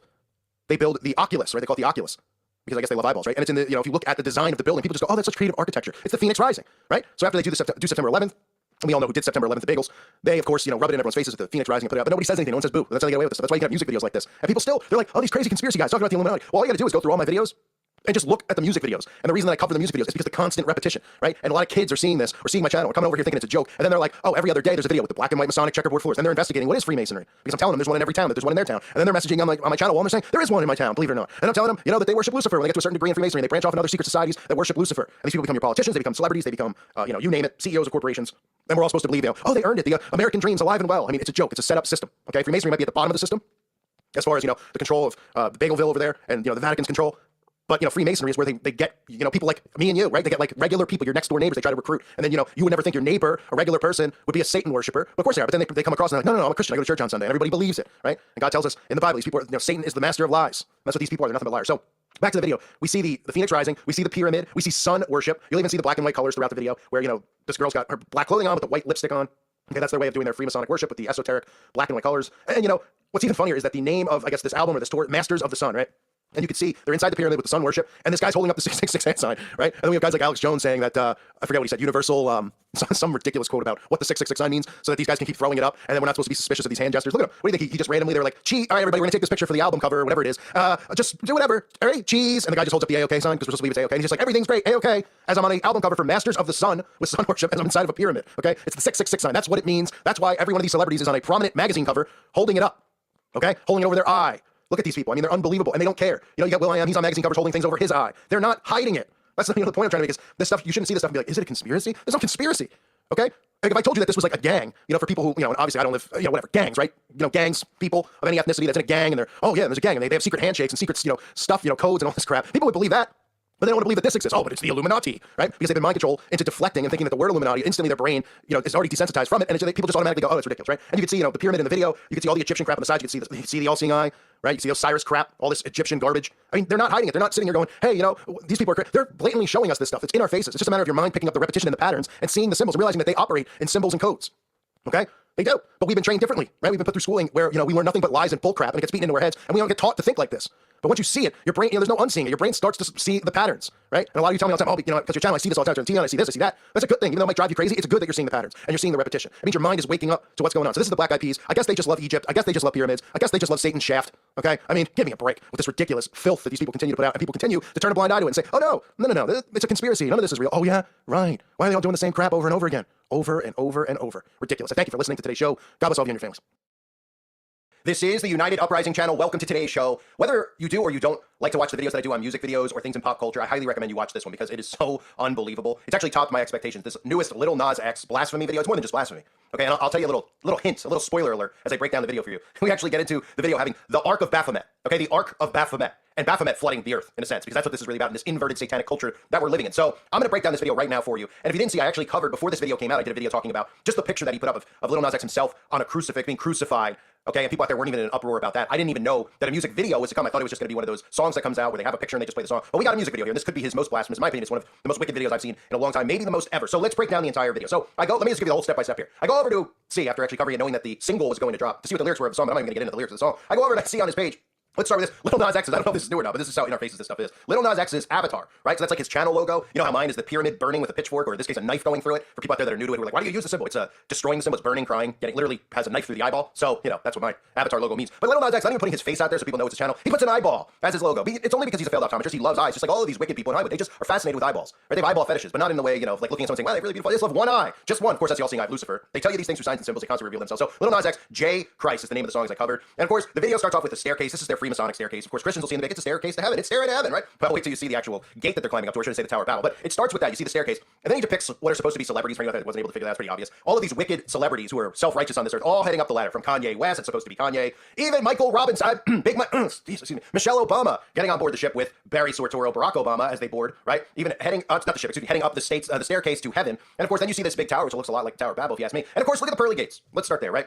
As they're up the pearly gates, what is that? You see that? That's Baphomet, okay? This is a symbol of Baphomet. That's what that symbol is. You see the horns, and it goes down to the ears, and then that's the Baphomet. So heading to heaven, really Baphomet's heaven. And what do we see up there? Well, we see Lil Nas X, of course, with his long fingernails, because this is your modern male, ladies out there. I feel awful for the women out there. This is your modern day male. He has the Baphomet tattoo right on his palm. He has the word sexy on it. This is sexy. Oh, man. But anyway, not only that, of course, as you see some of the celebrities I pointed out earlier, you get Michael Jackson is walking around in this version of heaven, which is obviously clearly an inversion of heaven, because none of these people would get there. By the way, you don't get there even if you're a nice person. Specifically, you ain't getting there if you're a celebrity, because we all know they worship the devil. But they put Michael Jackson in there as well. So all these creeps are up in heaven. And then they show you what's going on down in hell, and Little Nas X is down in hell. And what's Little Nas X doing? Well, he's cooking. He's cooking a meal, obviously, for all his fellow demons down there. What's he cooking? Oh, no big deal. It's just the flesh of human beings. No big deal. It just looks like a bunch of arms and legs, and that's it's just normal. They show us this stuff all the time, right? I mean, I just covered this and got a strike for bullying Doja Cat, right? And she was cooking up some human flesh as well, because they're always cooking up human flesh, because that's what they feast off of. So in hell, of course, we have the burning of humans, the eating of humans. Why wouldn't we? Then we got Little Nas playing some type of basketball. It's like a Roman Coliseum theme with Lucifer, right? He's going one-on-one with Lucifer, and Lucifer and him are standing there, and we see his shoes. And of course, these are the shoes that I covered over the years. The Little Nas X's shoes, if you're not familiar, have the pentagram, have the Baphomet symbol on it. I don't know if this is his new actual logo. It wouldn't surprise me. People would be so stupid. They'd be like, that doesn't mean Baphomet, it means Little Nas X. I mean, at this point, the people will believe whatever they hear, and they will defend their false idols to the death. So you'll see Luke 10:18 on there, the verse from the Bible that talks about Lucifer falling from heaven. The specific verse is, I saw Satan fall like lightning from heaven. That's the verse. That's why we see these celebrities and these musicians specifically using lightning bolts in their logos. So he's wearing that. Then we got Little Nas X crucified upside down. So now we just start heading towards the massive blasphemy. So, crucified upside down. Of course, we know Peter was crucified upside down. The inversion of the cross. So they're mocking you right to your face, also wearing the crown of thorns. Then he's depicted upright, and everybody's screaming as if he's the Messiah and the Christ, which is exactly what these false idols believe that they are. And of course, there'll be Christians who say, I don't worship Little Nas X. And I've already gotten comments, and I've seen people commenting that they know Christians who have said exactly what I've said in my videos about how Christians will say, who are you to judge? That's what they always like to say, right? Even though they don't know, you'll know a tree by its fruits. They don't know those verses because they offend the idols, because they love the idols, and then they say, I don't worship these idols. Of course they do. So mocking the crucifixion right in front of us. Of course, if this was any other faith or depiction of any other religious figure, and of course Christ isn't a religious figure, he's the King of Kings, he is the only true God. But if there was anyone else, it would be canceled, it would be blasted all over the place. The only thing, only religion you could suppose, the only thing you can mock when it comes to religion is Christianity. That's the only thing. It's not cancelable. Nobody goes in uproar about it. That's because this is a war between God and the devil, and all these other deities or demons that these people end up worshiping, like Buddha, etc. So they cut to him just wearing some of his demonic garb, referencing the Met Gala, which I've covered over the years. And the next part is where it's really important to note, okay? So this shows you also how fake the news is. Okay, so this video came out on 1:11 midnight, sometime around there. So it came out right now as you're watching this, right? So you have a woman sitting on the sofa watching the propaganda news. What do you see on the TV? Global flood warning, which is about to get into the whole thing with the Ark of Baphomet. But take note here, the global flood warning, right? Look at the picture on the screen. Does this picture look familiar? Okay, this music video just came out. This picture is from the mainstream media, specifically on the cover of CNN. Luckily, I had a screenshot grab because I was going to do a video about it, but I never got around to it because there's so much content to do, I don't have time. But this is a headline from CNN. More monster waves to slam California coast. Powerful storms in the Pacific are driving towering waves into the coastline, triggering flooding and pushing significant risk to people and structures. And of course, they're talking about this like, comparing it to global warming. So they have that right there, global flood warning with their global warming, propaganda that they have to put in there. But how about the photo? How about the photo? Do you know how long it takes to make an actual music video? There's YouTubers who make videos. It takes them like 2 weeks to edit a video, etc. It takes them a while. I'm not saying it takes me 2 weeks, but YouTubers who have like real production quality videos, etc. A music video takes a long time to make. They don't make movies and music videos in a week. This came out 2 weeks ago, not even. It was 2 weeks ago this past weekend. So it was probably about 12 days ago that article that I just showed you was out there. That's the same exact photograph on the screen from that CNN article. Are you going to tell me that they went back in and they re-edited just because they wanted that specific picture? And then somebody was watching that in real time at home was like, oh my goodness, that picture is so crazy. Let's go back and re-edit the entire video because the video was done. It was in the can. Okay? They don't finish the video and they go, we're going to release it in a couple days. There's a whole process behind it. They got to go through it. They got to re-edit it, re-look at it, make sure, and then they have to have announced dates, all this other stuff, right? That goes into the process. So they clearly, so what I'm telling you is that this photo is a staged photo. Clearly, it's a staged photo. It's something that they produced in a Hollywood studio, right? Produced in a Hollywood studio. All these people, and it does look fake. I mean, that's what I was going to do the video on. Now we know they could do these things very easily. Specifically on the coast, we know HARP and stuff they can create weather modification, but they could really create these types of things, these mini like tsunamis that'll flood the coast. All you do is do a shock out, a couple hundred yards out in the ocean, not even that far out. So they can do those things. So there's no doubt about that. But this looks like a stage photo, right? All these people are just running, sprinting as the waves are behind them, and that's the exact photo that Little Nas used in the video. So it clearly shows you it's a stage photo. That these pictures are taken well in advance. They're made in a Hollywood studio. That's what this tells us, right? Look at them side by side. It's a headline on CNN 2 weeks ago, and it's in a music video. What did he was just like, oh, I had this whole idea for a script about Baphomet's Ark, and then I saw this news clip. I mean, there's no time for them to do this. 2 weeks ago. So this is a pre-planned photograph. Doesn't surprise any of us. We're obviously awake. So then we go into this, right? We go into him depicting, he's depicting Noah leading all the animals onto the boat. You can see the logo onto the boat because they're saying another flood is coming. Now this is about blasphemous in so many different ways, right? After that, obviously, God promised to never flood the earth again. Now, many times over, I've been up at night wishing that God would break that promise. I think a lot of us have thought that, right? Maybe God, do you mind flooding the earth one more time of all this wickedness? I mean, maybe some of us would even be willing to be in that flood just to get this, some of this filth, these reprobates off the earth. But God obviously promised he would never flood the earth again. Now, what are we seeing here depicted? This is not obviously Noah's Ark. This is Baphomet's Ark. It's Baphomet's logo on it, right? So we get to the Ark. The Ark is out in the water, and now we see all of these reprobates dancing. I'll get back to the Ark in a minute. Well, you see all these reprobates dancing. As the lightning's falling, Lucifer's fall, it's referencing. You see on the screen, it says, Lord, help me, for I am at war. Right? And we are at war. We're at spiritual war, and the majority of our society doesn't even know it. And these are the people we're at war with. These influencers and demons are the ones who have destroyed the morals in our society. They've destroyed the minds of the masses because they're living in an altered reality that these people are fabricating and creating through magic. Flat out magic, right? So now what's interesting is over on the sign here. You'll see it says Lithium Springs, right? Now, somebody will probably look at it and be like, hey, where's Little Nas? Is that where he's born? Right? Because he's born in Lithia, Georgia. So it's nothing to do with that, right? Lithium Springs. You say to yourself, okay, lithium springs. Well, we know lithium. There's two meanings in my opinion of this. You have lithium batteries, which the whole earth is going to run on. The enslaved system will run on lithium. And we all remember from The Matrix, the infamous scene, a lot of people never understood it with the battery. I've broken it down before, how they're going to turn you into that. Remember, he says in The Matrix, holds the battery up to turn you into this, right? This transhumanism, turning human beings into batteries. This is everything that's going on right now, right? But what's interesting to note, not just the word lithium, lithium springs. You may have heard of lithium springs, hot springs. Do you know what lithium springs smell like? You can look it up for yourself. They smell like sulfide, which is sulfur, okay? So most of you out there are familiar with the fact that these demons, right, you can smell them. They smell like sulfur. Remember some of the times in the past I covered Obama talking about, oh, I smell like sulfur, etc. And I mean that literally, by the way. I was reading the other day, there's a guy on the radio who apparently Trump's on his show frequently. He said, me and Hillary are demons. Said we smell like sulfur. Ain't that something? Now, I mean, come on, people. Democracy does not work if you just say stuff like that. And apparently there are people who believe that stuff. Right? Well, the demons, these things, these non-human entities smell like sulfur, okay? So there's a reference there to sulfur, and of course you can look at Little Nas X, and Little Nas X is likely a demon walking the earth. So then we go back to the ship, right? And there's a couple things to note here. He's raising the flag of Baphomet, defying God, up to the sky, right? So the Baphomet flag is flying up right as the sun is, piercing through the clouds. That's supposed to depict God, and they're depicting themselves giving the middle finger to God and saying that they're actually the ones now flooding the earth. And in a sense, that's part of the tone of this, the messaging of this, right? Of him flooding the earth. Because you might say, what are they just mocking flooding the earth? Well, God flooded the earth, right? To rid the earth of the wickedness on the earth, right? We can all agree on that? Okay. So they're depicting here exactly what's going on now. They're trying to rid the earth of us. They're trying to rid the earth of Christianity. They're trying to rid the earth of human beings, God's creation, and they're doing it in a lot of different ways, right? We know the sixth mass extinction is underway that they openly talk about. The only thing that people don't realize is that they're the ones who are extincting humans, whether it's them, tricking them into poisoning themselves, right? Or all other things they're doing us with geoengineering from the skies, hitting us with weaponized weather, right? So they're pretty much saying, this is what they're referencing. This is what Lil Nas X and his handlers are referencing. God wants flood the earth to rid the earth of people like Lil Nas X, reprobates, right? That's what the flood was literally to rid the earth of Lil Nas X, okay? And all these other demons in Hollywood. And not just them, but all the people who are behaving as in the days of Noah, right? And they're doing it out in the open now. So God rid the earth of those things, and now those things are back. And they're saying, we're going to rid the earth, the Baphomet ark, we're going to rid the earth of your creation, of your people. And it goes on to say at the end, they have the audacity to mock the Bible. Because, of course, all it takes, when we talk about how easy it is to deceive Christians, all it takes, literally, is for one of these Satanists to put up a verse from the Bible. And they're like, oh, they put up a verse from the Bible, so they must be Christian, right? They don't realize that they read the Bible, and they invert the Bible. So Lil Nas X puts up 2 Corinthians chapter 5, verse 17. Therefore, if anyone is in Christ, he is a new creation. The old has passed away. Behold, the new has come, right? And it's a mockery of Scripture. He's not sitting here going, oh, anyone is Christ is a new creation. They're talking about ridding the earth of God's creation. And they're the new creation, because these are a new hybrid race of human beings, that their genetic codes are being altered. And a lot of people out there's genetic codes are already altered, and they don't even realize it, right? So it's a new creation. So they put this out there. And how many Christians actually see this? And they're like, Lil Nas X even put a Bible verse in there. I guarantee there'll be some that are like, Mr. United Uprising, you didn't put a Bible verse. I do. I don't do it. I do it when I feel led to do it in my videos. But anyway, that's all it takes to trick these Christians, is to put a verse in. And they'll go, he's a Christian, right? They ignore all this stuff about wolves and sheep's clothing. They ignore all the verses that there'll be those who say they know me and do not, right? And this couldn't be more disrespectful or blasphemous to a Christian. And there's literally Christians who will defend it, because they're, this ties into the Communist Manifesto of how they weaken down people. They've obviously weakened down Christians through what I've talked about them as the evangelical movement. It was designed to weaken Christians, not only to create a stereotype of Christians. You're supposed to be cookie cutter. You're supposed to sound a certain way. How many people have you heard who rip into me like, he doesn't sound Christian? Oh, I didn't know that there was a way you're supposed to sound. Oh, that would be mind control. Oh, because I don't sound like the guys on TV in a suit, right? Last I checked, I didn't see Peter wearing a suit. Did you? Did you see any of the disciples wearing suits? Oh, well, suits didn't exist. Oh, okay. And I didn't read scripture where they were walking around giving everyone hugs and singing Kumbaya. Last I checked, John the Baptist wasn't too thrilled about what was going on. And neither were the disciples. But in modern day Christianity, they want you to look towards a certain Christianity, because that Christianity will hurt you. People like me, and I don't claim to be a church or a pastor or anything like that. I'm just a guy who loves God, who follows our King of Kings, who is saved by the blood of Jesus Christ, who repents daily, like every Christian should do. That's who I am. Okay? Just a guy recording videos, having trouble getting them uploaded because I'm not allowed to speak. Okay? But I'm not going to sit here and sound the way that they tell me to sound. They want you to sound a certain way. They want you to act a certain way, because they know for lots of reasons it waters down the church. It makes Christians, feel more comfortable going to lukewarm Christianity. It doesn't mean everyone who speaks softly isn't a real Christian. I'm not saying that, okay? What I'm saying is that they created a shell in people's minds of what the church is supposed to sound like. And all churches would say, oh, well, Lil Nas X is saved because he says he's saved. And they see this video and they're like, well, it's just art, right? And they go on and on and on. They defend these people. These are the people responsible for everything wrong in the world. Everyone looks at just the politicians. These are the ones who are molding the minds of the youth out there with their poison that they put out on a daily basis. So Lil Nas X can get away with this stuff, of course, because you're allowed to mock God. You're allowed to make a Baphomet ark.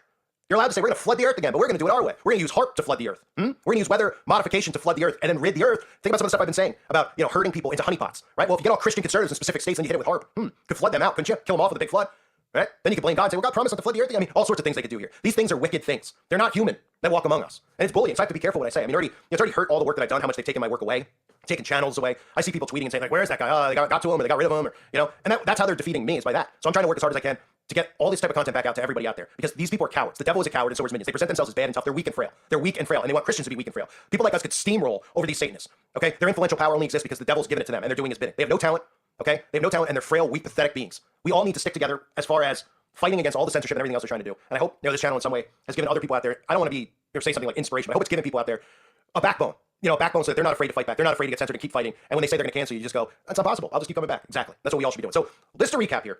Lil Nas X with his all-seeing eye logo now, he goes on as to invite all the wicked, telling us all the wicked are heading to heaven. Kanye, the Sortoro family, Obama's, Michael Jackson, the gates of heaven supposedly have the Baphomet, which tells you it's inverted. Down in hell, he goes to cook up some humans and play one-on-one in basketball with Lucifer as he's on an upside-down cross. As they show us the image of the global flood warning, that was right off of Warning, which was right off of CNN, the photograph from CNN 2 weeks ago. Are you going to tell me? You're going to sit here, you're going to tell me that this isn't staged? You're going to say they went in and edited it, that they saw that clip and were like, it's so perfect, let's go in and read it. Oh, absolutely. It's staged. The news is staged, just like the music videos. It's scripted, right? And then, of course, we have his ark, the Ark of Baphomet, flooding the earth again as they put scripture in, mocking all Christians. Unbelievable. One of the most ridiculous videos I've ever seen. I thank everybody for being here. I hope you're all doing well.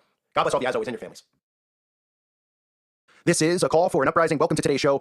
I've been covering the DMLAs and some of the other youth organizations that are affiliated with Freemasonry, really affiliated with the occult, because that's what Freemasonry is. And I've been doing it because ever since that event that occurred in Florida, I knew that a lot of people out there would be confused about how kids can be on board with this stuff, even those who had heard of Freemasons and the controlling, the power that they have, even though they're more bottom of the pyramid, depending on, where they grow inside of Masonry, what rank they go down, and then where they go from there. But I wanted to explain it because I wanted people to know that it's very easy for teens to be in on it because they've been recruiting them. Now, Walt Disney is in the DMLA Hall of Fame. Yes, they have a Hall of Fame, believe it or not. A Hall of Shame, of course, is what it's more like. But Walt Disney, and this isn't breaking news, a lot of people have done videos on this. This information's been out for a while, but I want to connect the dots for you with Disney, with Walt Disney, and with what DMLA really is. I want to break it down as simply put as I can for those of you who aren't aware. Now, DMLA, okay, and I'm laughing because it's so in our faces and obvious that I don't understand how people don't see it, but it's named after Jacques DMLA, okay? He was the Grandmaster of the Knights Templar, okay? He was also somebody who was burned alive. The Demolays, this Masonic group, was named after this guy who was burned alive. Now, of course, they like to say, oh, they were wrong. He was wrongfully accused and all this stuff. They twist some, history itself is fake and full of lies anyway. Well, they love to twist these stories. It's laughable, right? He was burned at the stake for no reason because crazy Christians or crazy people were saying that they were worshiping the Baphomet. And indeed, the Knights Templar were worshiping the Baphomet. Indeed, the Masons do. These people are all Satanists. It's a common theme. They also were practicing homosexuality and other things that are pretty alarming. And of course, they were practicing witchcraft. So I'm sure the people that burned him at the stake just decided to make it up and they just wanted to burn him alive for no reason whatsoever. But this is the way the world used to be. See, this is what happened to occultists.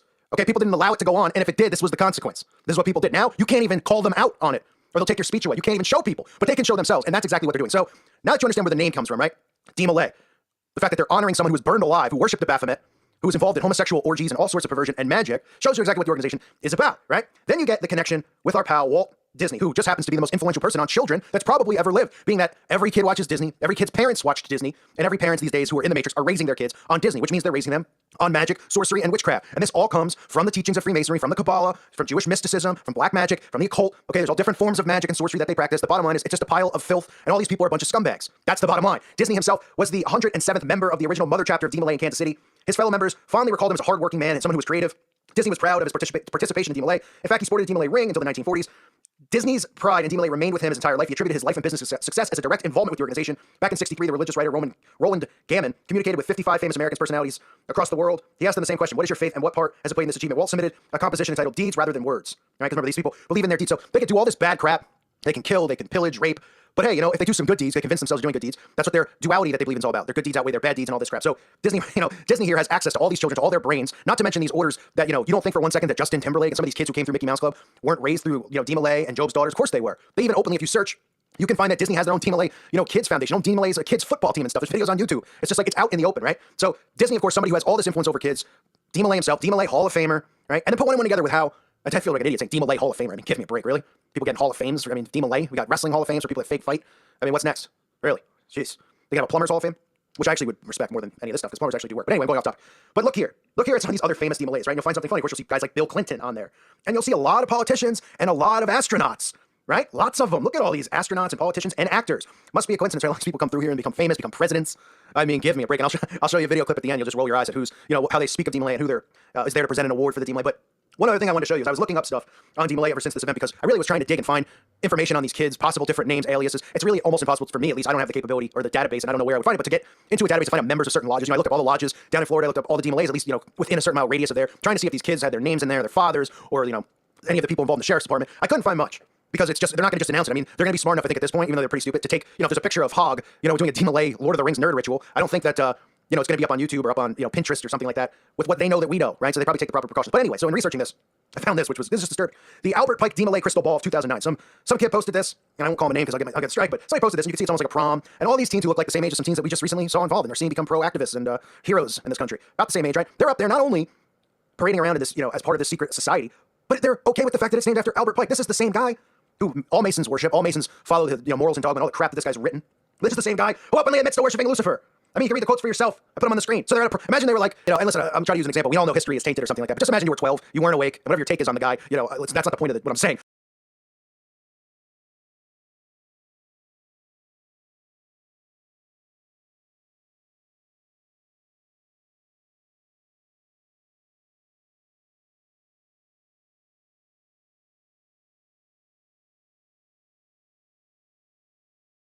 But just imagine you were like 15, you're going to the prom, they're like, it's the Adolf Hitler prom, 2011, hey, right? Or like the Mussolini. Just think about how ridiculous it is to have a prom named after a guy who openly talks about worshiping Lucifer, who openly talks about how the next world war needs to occur, how they need to cause friction between these two, openly talks about destroying Christianity. And these people just have a prom in his name, and they put it up on YouTube. It's all there for people to see, all right? So these kids, they're recruited, whether it's their parents, whether it's a friend of a friend. This is how it happens. This is how they network. This is how you get kids on board. It's not hard to think. People go, well, how could everybody be in on? How can this person? Just remember the video I did yesterday about the destruction of a certain building down there in Florida. Okay, the building was torn down. It was a building for freshmen, right? All these kids happen to be seniors. I guess they were all real close friends with freshmen, which doesn't sound weird. I'm not saying that it's out of the realm of possibility that somebody's sister or brother could have been one of them or something like that. Didn't hear any stories like that. But it was in that building where new kids could have just come in and left and nobody would have known, right? Things that make you go, But anyway, I just wanted to give you some of those things to keep in mind. That there's children out there who are learning about Pike through Demolay, through Job's Daughters. You'll see them troll in the comment section. They're pathetic trolls. They think that by coming here and psychologically trying to say stuff to me like, you're a horrible person, I'm gonna flag your channel. Like, I give a crap. Because I could psychologically destroy these people if they really wanted to. I could care less. I love conflict. I don't care. You can come here and say something about my mother. I don't care. Doesn't matter. I'll troll you right back and I'll troll you 10 times harder. So the CIA or whoever could send in thousands of trolls. I'm not gonna go, oh man, I should shut my channel down. Oh man, my feelings are hurt. I love it. Because I know if ever, I know verbally I could say something back and destroy their minds. So please, no thanks. But if you'd like, I'm okay with it too. So Walt Disney, a Hall of Famer in the Team LA, I want to point that out just so you guys know how kids are influenced, where it comes from, the connections, all these people of power. What a coincidence, the list of astronauts, everyone else. And take a look at this clip on your way out and tell me if that face looks familiar. Proud 33rd degree Freemason and former president of the United States, showing his connection and his fondness of Team LA. Give me a break.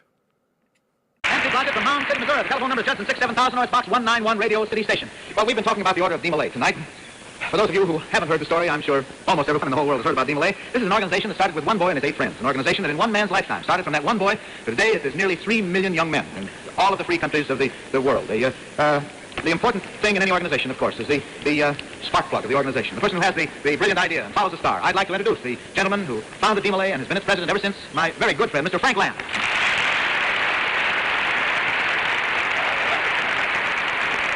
Ted, it's a great privilege to have you back here in Kansas City again and doing this wonderful work for Demolay that you've done once before. We owe you a tremendous debt of gratitude. And in fact, the entire Demolay movement throughout the world tonight is more or less looking in on this telecast that we're now witnessing. Ted, Kansas City has produced some great leaders. We have a lovely city, as you've indicated.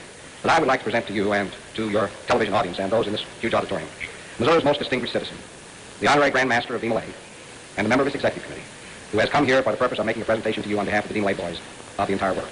I take great pleasure in presenting to you the former president, President Truman.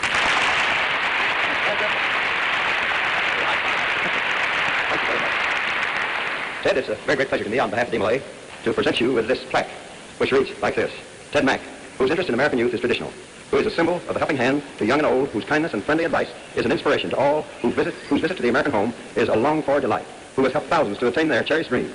We thank him for his help and wish him and his a long life of good health and happiness. The Order of Demolay by Frank Lamb, founder. Kansas City, Missouri, April the 29th. Well, this is one of the nicest things I've ever received in my life. Frank, I know you know how deeply I appreciate it. And Mr. President, may I say that this is one of the high spots in my whole life. To have you present this to me, I thank you very, very much. You made me a happy man tonight. Not the first time I've seen you. I always had a session with you when I was President of the United States. You did, sir, but we couldn't get you to play the piano. So we're not an amateur at that time. Keep up the good work. I never was an amateur, I hope, in anything but politics. Thank you so much. This is a call for an uprising. Welcome to today's show. I wanted to cover this music video because it's filled with symbols. No surprise, right? But I want to keep showing people this so they can see the repetition that's being used in the music industry to brainwash the masses, to indoctrinate them with the occult, as well as to show you what frauds these false idols truly are. Now, I'm sure some of you have heard of the band Maroon 5, led by Adam Levine. Not a coincidence that this guy's career has taken off so much recently with the show The Voice. He's become a household name. Everybody seems to love this guy. And his new album with Maroon 5 is called Red Pill Blues. Now, this is obviously a mockery. As most of you know, the red pill is referencing staying in Wonderland, going down the rabbit hole. I'm sure you remember from The Matrix, the blue pill and the red pill. The blue pill, the story ends, you wake up in your bed and believe whatever you want to believe. You take the red pill, you stay in Wonderland, and you see how deep the rabbit hole goes. So clearly he's mocking people who have taken the red pill, and he's calling it the red pill blues, as if for those of us who have woken up, we've come to the realization of what's really going on, and we're supposed to have the blues. Well, I don't have the blues. I don't have the blues at all. I mean, I'm pretty thrilled to have salvation through our Lord and Savior Jesus Christ. I'm thrilled to be a follower of the true King, the King of Kings, and not a follower of these frauds like Adam Levine, who sings, "This love has taken its toll." Has it, Adam? Has it taken its toll? How about your music bleeping sucks? Oh, yeah. Because it does. It's horrendous. It's horrific. And before I get into the video where you actually even see his ritual baptism and the same symbols I always expose, I thought this was pretty interesting, too. And this guy is loaded with tattoos. These people mark themselves up in bloodletting rituals. And that's one of the reasons people don't understand people's tattoos. Like, what has he got there? You know, they have false deities and demons and stuff carved in their flesh. But check this out. And I don't want to go into deep detail about his tattoos because I'm not going to stare at this guy's, this guy's body and examine it. I'd rather take razor blades to my eyes. But this is interesting here. You'll notice, if you look on the left or his right shoulder, you'll see that he kind of has had this tattoo there with nothing inside of the tattoo. But if you watch this music video or current photos of him, you'll see that he's filled in his tattoo with the all-seeing eye. Right there. That used to just be an empty circle. Now he has the all-seeing eye inside of that circle. What, is that supposed to be a coincidence? Is he looking to become an eye doctor too? He loves eyeballs. Can't get enough of people's eyes. I mean, it's absolutely ridiculous. So speaking of eyes, this video starts with an eyeball his eye opening up. And what's the first thing he sees? Of course, it's a cross, right? And he's inside of a casket, right? This is symbolizing his rebirth. You can see the cross inside reflecting off of his eyeball. Just more occultic symbolism, right? Remember, these people denounce Jesus Christ and accept Satan. They believe that they are born again. And as he wakes up in his funeral parlor, he goes over to this girl and puts a scorpion on her stomach. The scorpion stings her, and then she rises from the dead. And as the video goes on, of course, she's covered in roses. Just more of the same symbols that we always see. But it gets interesting because as the video plays, we see him going through these phases in his relationship with whoever this woman is that he has risen from the dead or rebaptized. He's wearing his black and white colored clothing. And he goes up to her face and he begins to feel her face, and her face begins to become distorted. Now, this is referencing the blurred lines, right? The augmented reality that is to come. You know, transhumanism, we know they're conditioning people with these virtual reality games, these Pokemon Go types of games, or people don't even know what's real and what's fake anymore. They're walking around their backyards trying to catch Pokemons. Okay, you can see him smearing her face. This is common. We see this in a lot of videos now. This distorting of people's flesh and this blurring of the lines between what's real and what's reality. And that's what they're showing you here as he messes up her face with this goo-like colors. People see it and they'll go, "Oh, he's painting a picture on her face with all sorts of oil pastels." I mean, really? People just see this stuff. I can't believe that they don't ask questions and they don't look into it deeper. But then, of course, we get the bathtub. Now, I mean, how much more common of a symbol you can see than the bathtub, right? I guess he just loves baths too. He's not a shower guy, just like everybody else, Taylor Swift, Tupac. The list goes on and on. This is symbolizing the satanic baptism, as all of you know, who listen to this channel regularly. Okay, this is the baptism. These people are rebaptized into Satanism. They denounce Jesus Christ.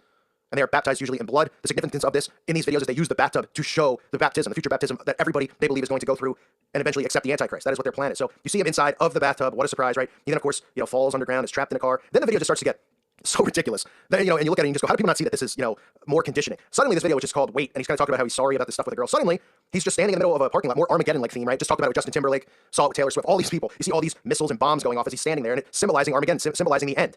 And he's just standing there. People just go, oh, they're talking about the end of his relationship with this girl. I mean, huh? It's so ridiculous. And of course, after that, you get your black and white Masonic symbolism. You get it there on the sofa or the ottoman.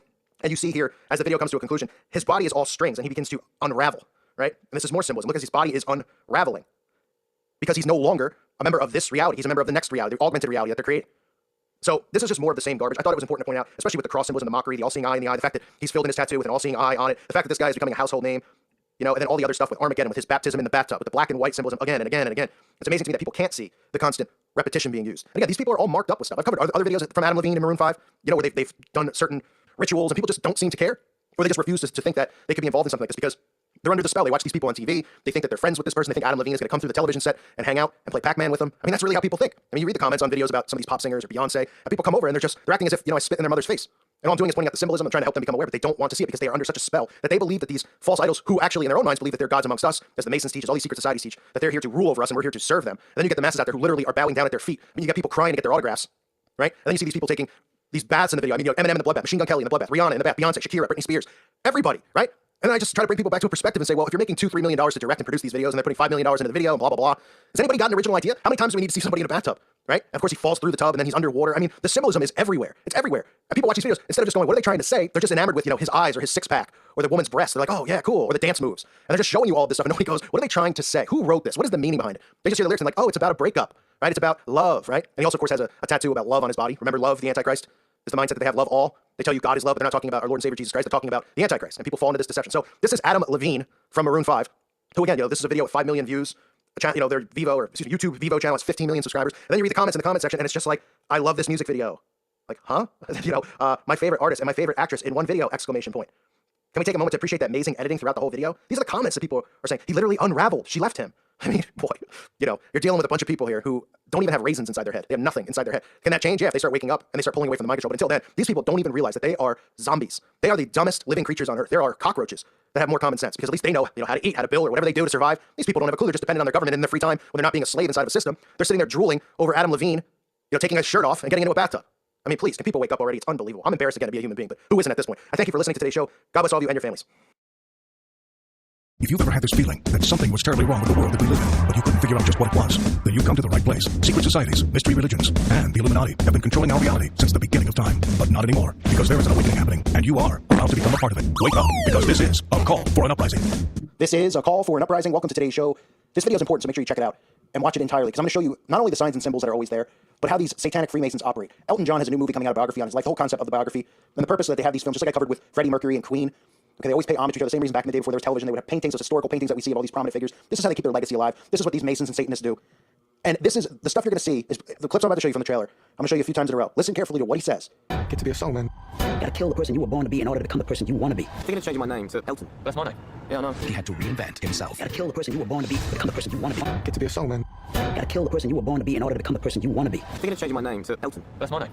Yeah, I know. He had to reinvent himself. You gotta kill the person you were born to be to become the person you want to be. Notice what he says there. You have to kill the person you were born to be in order to become the person you want to be. Okay, this has to do with the satanic baptism. This has to do with selling your soul, killing yourself. By selling your soul, giving your soul up in order to obtain all the treasures and riches of the earth. That's why all of these Satanists in the music industry constantly talk about selling their souls. Music is a form of spellcasting. It's a form of witchcraft. That's what it is. That's why backmasking, they do all this stuff and they subliminally mind control people without them realizing it. But Elton John, literally, they're telling you this in the trailer. That to become who you want to be, first you have to kill the person that God made you to be, right? To be born again in Satanism. Pretty scary that they're flat out showing you that, right? And he says he wants to take that guy's name. Who knows, that guy probably ended up getting sacrificed, even though they claim that it's some guy who died in 2006 is supposed to be who he took his name after. Probably took it after the person that he originally sacrificed, because that's all part of the satanic oath and how all this stuff works. Now, the first thing you'll notice as soon as he says that, kill the person you were born to be. Who do we see? We see him dressed up as what? As the Baphomet, right? You see the horns on the head. I mean, all of this stuff, they say it, they show it to you. See how they reveal themselves? Kill the person you were born to become the person you want to be. And then they show him dressed like that with the horns, pretty unbelievable how in your face it is. The logo for the movie Rocket Man, the same logo Elton John markets with and has branded for himself. The pentagram, the star. You know, they got his marketing consultant said, hey, you know what? That's the same logo that Starbucks uses. And that's the same logo that Converse uses. And that's the same logo that the Dallas Cowboys use and the Dallas Stars. Same with the Lightning Bolt, right? Gatorade. We see all these companies who use these satanic symbols over and over. And then, like the sheep that society is, they tell them, hey, go to school, get your marketing degree, right? And nobody sits there and goes, well, why all these big companies use the same ones? How many times we got to see a star? It's the pentagram. That's what the five-pointed star is. It's the pentagram. Okay? If somebody drew the lines between them, somebody go, oh no, I see it. It's the pentagram. You've been conditioned into thinking that this means like a star in the sky. Because it's not what a star in the sky looks like. You're not floating in the sky like this. This is about satanic worship. So you see the pentagram there. Now get a load of this. This is pretty ridiculous. This is Gucci, one of the albums that he did, or songs, not sure what it, one or the other, I don't know. I'm not, Elton John devout fan. But it's called Levin Goodbye, something like that. And the logo, of course, happens to be the all-seeing eye on the album, right? Because why wouldn't it be? He also wanted to be an optometrist. They all have a love for eyeballs. Just love eyeballs. Every one of these celebrities always showing you. And look what we get there. We get the eyeball logo. And look at this. This is on Gucci's website. And they're promoting it as if it is the album cover. Maybe it is the actual album cover. But there he is on top of the Masonic checkerboard with the all-seeing eye symbolism, right?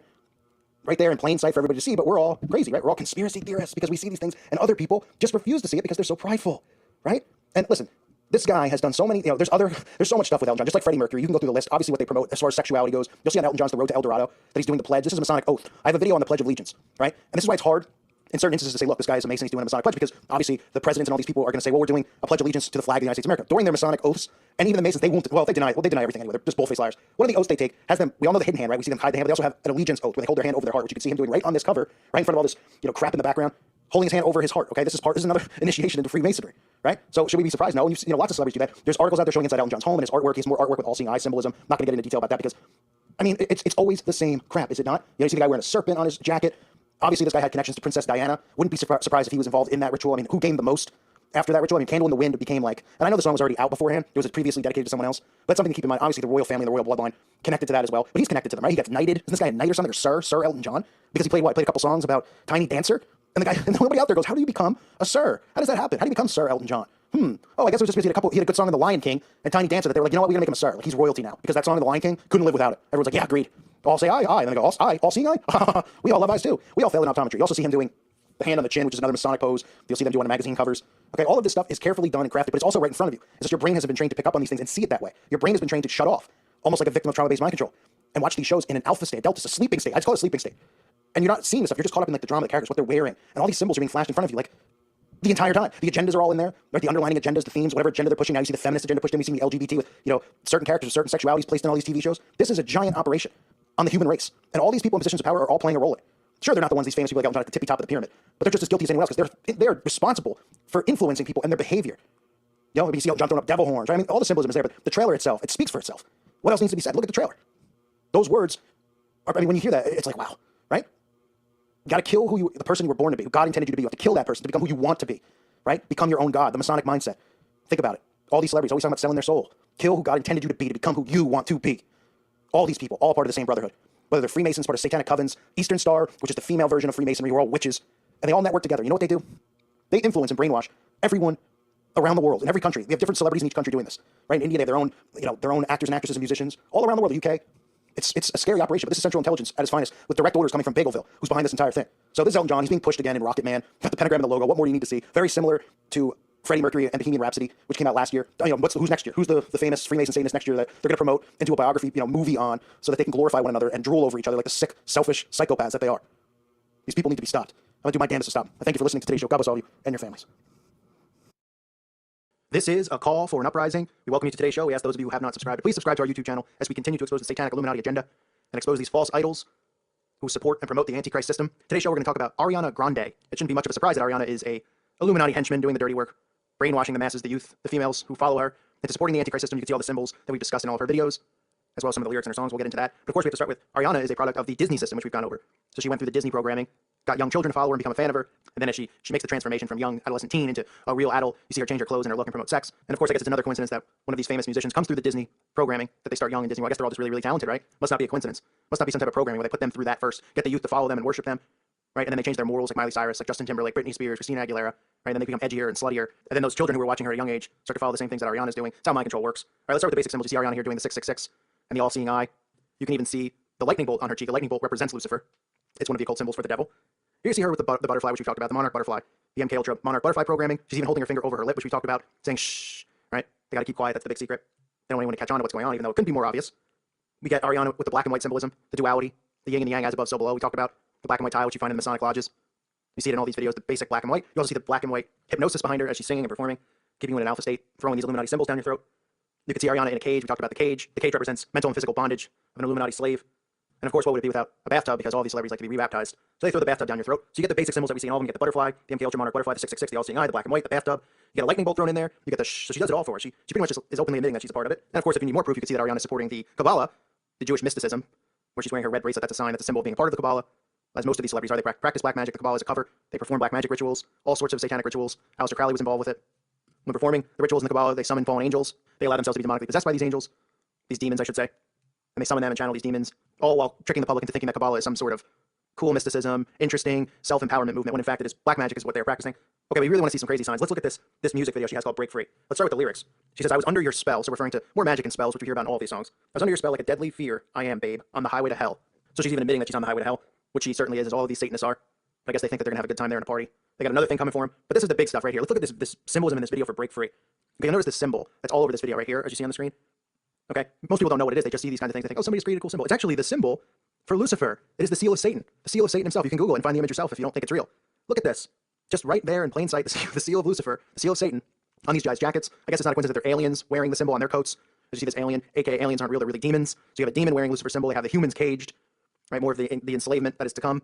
But again, right there in plain sight, the seal of Satan, Lucifer's symbol in her music video. Look at it. Look at the comparison side by side. It's the same symbol, same exact symbol, right there. It's on the doorway. It's on people's coats. It's everywhere in the video, in plain sight. But people don't know what these symbols are. They do because they study this and they worship it and believe it. While the rest of the masses are sound asleep at the wheel on their phone or sitting in front of a television, thinking that they're learning or thinking that they're smart because they're filled with so much pride, but are just completely clueless to what's going on around them. So again, Ariana has the seal of Satan in her video. No big deal, right there in plain sight. And then you get this villain in the video. It looks like he's supposed to be the villain and he's in hell and she's chained up down there. And right around his neck, what a coincidence. It's the tree of life. That symbol represents the tree of life in Kabbalah. As you can see the symbol, and then here's the tree of life in Kabbalah that they study and they worship.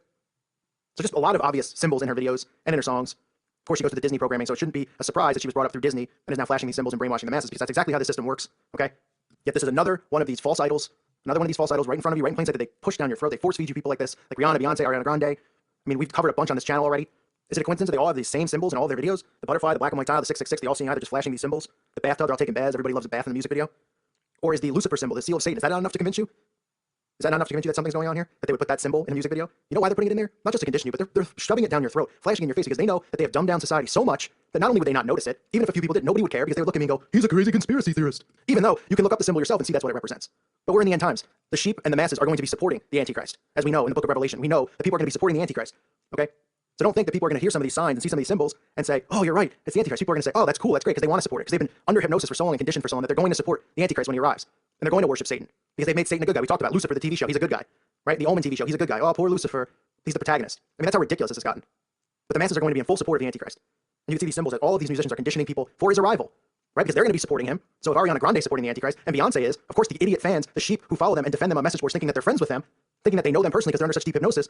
If Beyonce says it's cool, and Jay-Z says it's cool to worship the Antichrist, then the sheep will say it's cool too. Because that's how deep this level of worship goes with these false idols.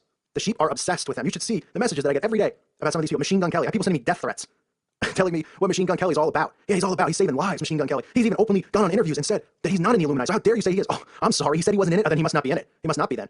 You must know him personally, right? He's saving lives. I mean, this is the world that we live in, right?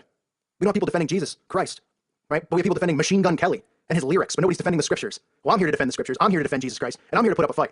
I'm not going nowhere. They're going to have to kill me if they want me to shut up, and they want to take me down. And that's how everybody should feel. We should all be ready and willing to be martyrs for Jesus Christ. Matthew 16:25, a verse that I love and I hold very near and dear to my heart. Then Jesus said to his disciples, if anyone wishes to come after me, he must deny himself and take up his cross and follow me. For whoever wishes to save his life will lose it. But whoever loses his life for my sake and the gospel I preach, he will save it. For what will it profit a man if he gains the whole world and forfeits his soul? Or what will a man give in exchange for his soul? It sums up exactly what's going on here with these people and their forfeiting of their souls. For what? For this measly treasure they've stored up here on earth. But what gets me the most upset is that these people made a decision, okay, to turn their backs on Jesus Christ and to accept Lucifer as their God. But what bothers me the most is the fact that they are using hypnosis and brainwashing the masses. And these people are making a decision. They're making the wrong choice because these sick, satanic scumbags have tricked them into worshiping false idols, have tricked them into believing that Jesus Christ is someone that he's not. They made Jesus look weak and pathetic, and Christians and Catholics and every denomination that follows Jesus Christ look like crazy people and judgmental people when we're not. They have tricked everyone into worshiping the Antichrist. And they're going to be accepting of the Antichrist when he comes, and we have to stay strong. We have to help wake up our brothers and sisters, because crap like this can't keep going on. Scum like Ariana Grande cannot continue to influence people. They're letting them make decisions for them, because they're so enamored and obsessed with these false gods here on earth that their blinders can't wipe away the crud from their eyes to see what's really going on. And that's our job as disciples of Christ. Anyone listening to this message, to go wake up someone you know, help one soul, like I've been saying over and over. If we can save one soul and bring it back to our Father, then we're doing our job. And that means so much to our Father. Nothing here on earth that we gain, any successes, money, a house, it means nothing to our Father. We have to bring souls back to him. So let's stay strong in our faith. Let's keep praying to the Holy Spirit. We all need to stand firm and stand strong in our belief. I know some of this stuff can be overwhelming to hear, but it's the truth. And now that you know the truth, and you know in your heart that Jesus Christ is the only truth, he's the only way, and he is the life. You must follow his scriptures and believe in him. It's the way to heaven, Jesus Christ. The only way to the Father is through belief in Jesus Christ. Thank you for listening to today's show. God bless you all. May peace be with you. This is a call for an uprising. We welcome you to the show. We ask those of you who have not subscribed to please subscribe to our YouTube channel as we continue to expose the satanic Illuminati agenda, as we dig deeper into the blatantly obvious symbolism that surrounds us, that surrounds this fake reality that they've created. We also ask those of you who haven't subscribed to our backup channel to please subscribe to that as well in the event that this channel gets shut down for exposing the truth and waking people up to what's really going on in the world around us. Today I want to talk about another Illuminati puppet, another Illuminati musician, and that is Shakira. You can pick any one of these people out and really find the symbols that I've been talking about in all of these videos, but I had noticed that Shakira has a new song out, right, for children actually, from some animated movie. The song's called Try Everything, by the way, which is great, a great message to give kids. Try everything. Be gay, try drugs. Kind of sounds like Aleister Crowley, do what thou wilt, right? The famous saying from Aleister Crowley, do what thou wilt, that the musicians love to follow, like Jay-Z, wearing his shirt and supporting him and his Satanism, his satanic views. But that's what the song is called. And 2 seconds into the song, what do we see? We see Shakira in a music studio singing, wearing what? A shirt with an upside-down pyramid on it. Must be another coincidence. She's just trolling us, right? Musician after musician, every single song, the same signs. Here she is wearing the upside-down pyramid. She must really like that. Here's some photos of her doing the all-seeing eye, covering her eye, just like all the other musicians that we've exposed. Just must be a coincidence, right? Doing the 666, here she is. Dressed up as Lady Liberty. Lady Isis. Let's not get into that. We will get into the Statue of Liberty and what it really means. But we're not going to do it in this video, but it is paganist, it is satanic. Okay? It's not what you think it stands for. But there she is, dressed up as Lady Liberty. And look behind her. Look at all the arms behind her. Does that remind you of anything? If you followed this channel and seen the videos that I've done? Does that remind you of somebody? Does it remind you possibly of Kali the Destroyer? Does it remind you possibly of Beyonce's video with the arms, or Beyonce's performances where the arms appear behind her? Who is Kali? Well, she's a Hindu goddess, the goddess of destruction. Where do we see Kali? Well, we've seen Kali outside of CERN, a statue of her outside of CERN, the goddess of destruction, as they try to destroy our universe by opening the black hole and bringing over what's on the other side behind the veil over here. And it's just another music. I guess she's another fan of Kali as well. Everybody's apparently a fan of Hinduism now. And please, if you're somebody who is into Hinduism, don't bother sending me messages or commenting on the wall. I don't even read it. The second that I see you say something about, defending these Hindu gods, I don't care, because they're deities. They are created to get you into worshiping false gods, to get you to not worship Jesus Christ, our Lord and Savior. Okay? So if you're somebody who believes in other religions, don't come here and comment and say, respect our religion. I don't respect your religion, because it's a made-up lie. Jesus Christ is the only way to the Father. He's the only way to heaven, is through Jesus Christ. So please, spare me with Shiva and Kali and these satanic deities who you might think have been misled to believe that they're real gods. They are demons. Jesus Christ is the only truth, the only way, and the life. So spare me of that. But back to Shakira. Let's see, what else can we find that we talked about? Oh, here's Shakira with some black and white symbolism. Right? You get Shakira laying on this black and white bed. Here's Shakira dressed in black and white. The Masonic symbol, the ode to the Freemasons. The duality, as they say. As above, so below. Right? Because you'll see the black and white in all of these videos. I've gone over that. We keep seeing it, right? There it is for you. What else do we have? You won't believe this. Shakira in a bathtub. Everybody loves a good bath, apparently. I've had people comment about Machine Gun Kelly, right? Him in his bathtub. Well, Shakira loves baths too. All of these musicians love a good bath. That's why all the videos have them being baptized, rebaptized. Or they just in the bathtub because everybody loves baths. All the producers just want to get a bathtub in there, right? Nobody wants to be original and do something different. They just want to shove bathtubs in all these videos. Okay, it symbolizes the rebaptism. They're being rebaptized. There's Shakira in the bath. Yet another one of these puppets doing the rebaptism. We got Shakira in the cage, right? Okay, the cage is symbolism as well. It's part of the monarch mind control programming. The imprisonment, the mental and physical bondage of an Illuminati slave. She's telling you that she's an Illuminati slave by being encaged. Right? You see her with the butterfly behind her. It's another symbol of the monarch mind control programming. Letting us know that she is a slave of the Illuminati system, the satanic system. That she's a part of it. So we even get her flashing the 666 with her hands when she's dressed as quote-unquote Lady Liberty. Quote-unquote, I repeat. We get her holding her hand over her eye, right? We get her in the bathtub. We get the black and white symbolism, the black and white tile, or the black and white, just the colors next to each other, the duality, the balance that they believe in, which is in all these videos. We get her as Kali, right? Which we have to get, right? Because everybody knows Kali. That's why she's just, Beyonce's dressing as her. Everybody's just dressing as Kali. Give me a break. We get the cage, we get the butterfly. What more do we need? We get the song, the lyrics in the songs. We get Try Everything. Great propaganda for the kids to listen to. While she's wearing the upside down pyramid, singing in the studio for the song, for the kids. Just all coincidences. They have to be, right? Rihanna, Beyonce, Gwen Stefani. Who haven't we covered? We'll cover them all, because you'll see all the same exact symbols. And then you'll say, if you aren't a believer yet, you'll say, wow, that's ridiculous. That's pretty blatantly obvious right here. And that might help you wake up if you're not already. I still get messages from people saying they're trolling us. Yes, they all got together. Every musician and producer got together in a room, and they said, let's troll some of these people out there who believe in the Illuminati. Because it's only like 2% of the world who actually are awake. Let's troll them and spend our time and our effort going after them. It is mind control. That's why these symbols are in these videos. They are conditioning you. They are sending messages to each other, letting them know who's in and who's out. Obviously, they're all in. Flashing their hand signs, flashing the black and white, letting you know with Kali the Destroyer what's to come, with CERN. All these signs couldn't be more obvious. We're lucky enough to know the truth. Most people out there listening to this channel, and that is that Jesus Christ is the only truth in this world. The only way to the Father is through Jesus Christ. Our Lord set us up for this. He told us, He prepared us through the Scriptures for this, for the end times that we live in now. So we can see all the signs around us, everywhere. You just need to learn the meanings of these signs. So when you put it on, you can see exactly what I'm saying. So stay focused on looking for these symbols. Then you'll see it, and you'll say, unbelievable. And you can help wake somebody else up, because that's what this is about. Waking up as many people as we possibly can, and bringing them back to our Father. One soul saved. That's the mission. One soul at a time. Okay? And saving one soul, and bringing one soul back to our Father is worth more than anything we could ever do in our lives here on earth. That's what our Father in heaven wants. To bring our brothers and sisters back to Him, and away from Satan. So don't let these false idols like Shakira mislead you. Don't worship them.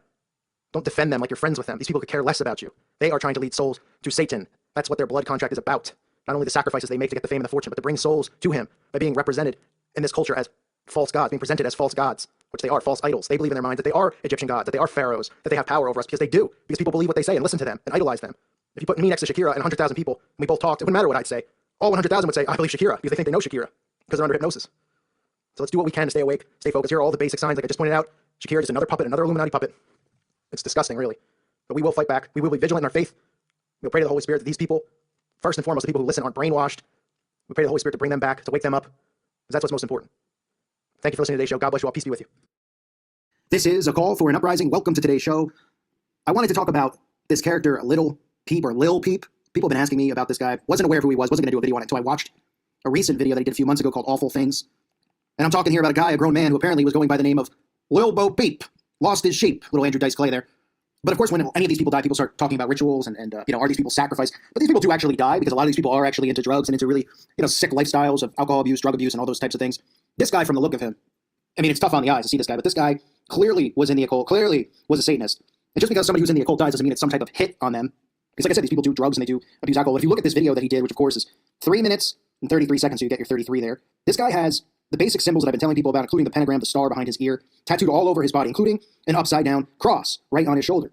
Including in this video, you can see another tattoo on his body of the all-seeing eye and the pyramid on his finger. And I'm sure if you look closer, you'll see more and more signs and symbols marked on him. Because like I've said a million times, they mark themselves. And all you really need to see on this guy is the fact that he has an upside-down cross tattooed on his flesh to know what he's all about. Now, in this video, Awful Things, you'll see the hot dog used.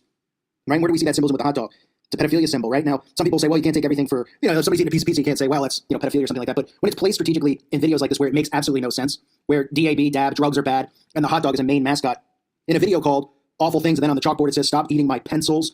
Lots of references to pedophilia, references to the occult. As you see him going through, in his school, going into the bathroom, you can see right on the wall, you can see 666. They're not hiding it. It's right there on the wall. Now, the character that he is involved with in the video is wearing the black and white Masonic colors. I mean, this video is just filled with stuff. As he's wearing the hot dog on his shirt again. And that's not a coincidence. She didn't just grab a black and white shirt out of her closet and say, hey, guess what?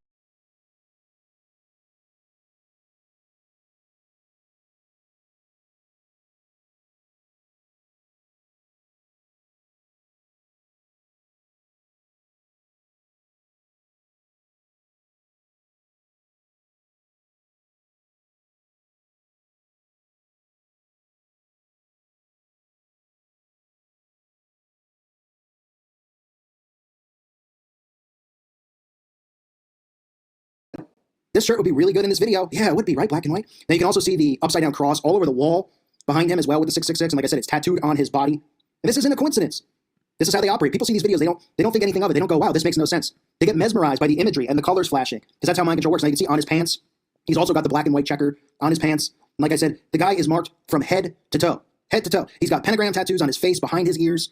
You got the Playboy bunny. You got the all-seeing eye. It's all over this character. So you know that this person was obviously dabbling in black magic, a member of the occult because of the fame. I mean, he's got almost 19 million views on this YouTube video. And he's somebody who rose to fame through YouTube and, supposedly making mixtapes and all that kind of stuff. But again, here are the interesting things surrounding the person's death. Because remember, of course, they do sacrifice their own members. They do all sorts of bizarre things to initiate these people in rituals and then to eliminate them in rituals. Rapper Little Peep, an emerging voice of the hip-hop scene and a YouTube star, died at the age of 21. A spokesman for the Arizona Police Department told CNN that police were called just before 9 p.m. Wednesday night after Lil Peep was found unresponsive by his manager in his tour bus, and said that first responders rendered medical aid, but they were unable to save him. After speaking with people on the scene and going into the tour bus, police said there was evidence of a possible drug overdose, most likely from Xanax. So I think that's the reason that a lot of people are questioning some type of foul play. Because, overdosing on Xanax, but it is possible. I mean, who knows how many pills the guy took? So obviously we're not medical examiners, so there'll be an autopsy to determine the exact cause of his death. No signs of any foul play. The police are claiming. People are saying, I do not believe Pete wanted to die. This is tragic. He had big goals and dreams for the future, which he had shared with me, his team, his family, and his friends. He was highly intelligent, hugely creative, massively charismatic, gentle and charming.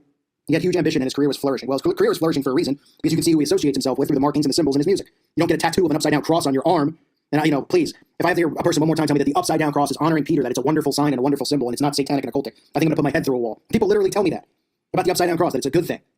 Because it was how Peter was crucified upside down, that we should embrace the symbol, even though it is a symbol for, the satanic temples, the satanic churches, all Satanists, all occultists. So he's got that tattooed on him as well as the all-seeing eye on his finger. He didn't just randomly get it. Obviously, with this guy's instant rise to fame and popularity, he was a part of and initiated in these secret societies. But you can't go out and say that this guy was definitely sacrificed or anything like that involved, because there's really nothing to look at. I think with the other instances with the musicians who passed away earlier, the guy from Linkin Park, and the other guy, who I can't think of his name off the top of my head, but the two of them had very bizarre situations surrounding them because those were suicides, right? And with the suicides surrounding them and the fact that there was, family members coming forward saying there was no signs of depression or how fast the timelines got messed up and how fast this guy managed to kill himself and kill himself in his bathroom, hanging himself. I mean, there was just so much stuff that was so bizarre that really would make you scratch your head and say, how is this even possible? Especially, when you see some of the tweets that some of their wives were making about what had happened in that specific situation. Now, I know most of you probably don't know who this guy is because I didn't know who he was. Okay, I mean, a guy named Lil Peep. But I mean, this is the world that we live in, where we got grown men calling themselves Lil Peep. I mean, I kid you not. But you can also see in other, pictures and stuff of him throwing up the devil horns. Now, I know most people feel that if you're a musician and you're somebody involved in music, you're going to throw them up because it's supposed to mean rock and roll to the, to many of the sheep out there. But no, I don't think you have to even ask the question, was this guy initiated or not? It's pretty clear. I mean, it's pretty clear. You rise to fame the way this guy has, you get promoted, the way that this guy was getting promoted, and the markings all over this guy's body show you that he was a part of the occult. So do I think that he was ritually killed? There's not enough evidence for me to say anything along those lines. Could it be? Yeah, very well. I mean, it could be, but I think it's more so what you're seeing here is a guy who possibly could have overdosed on drugs. I mean, I take a look at him and I see a guy who potentially could have had, some type of serious drug problem. Not saying that judging the guy, but I mean, most of these people in this type of limelight with the attention and the fame and the money they get obviously go down that path.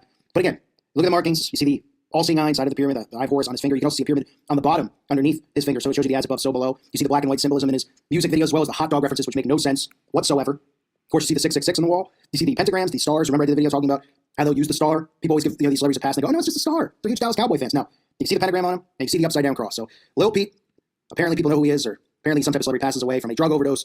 But again, this was another person who was connected, certainly was initiated in the occult, and well aware of what he was involved with and who he was involved with. And whether it was a sacrifice or not, what these people need to remember is the price that they pay, ultimately, at the end, is not worth the price.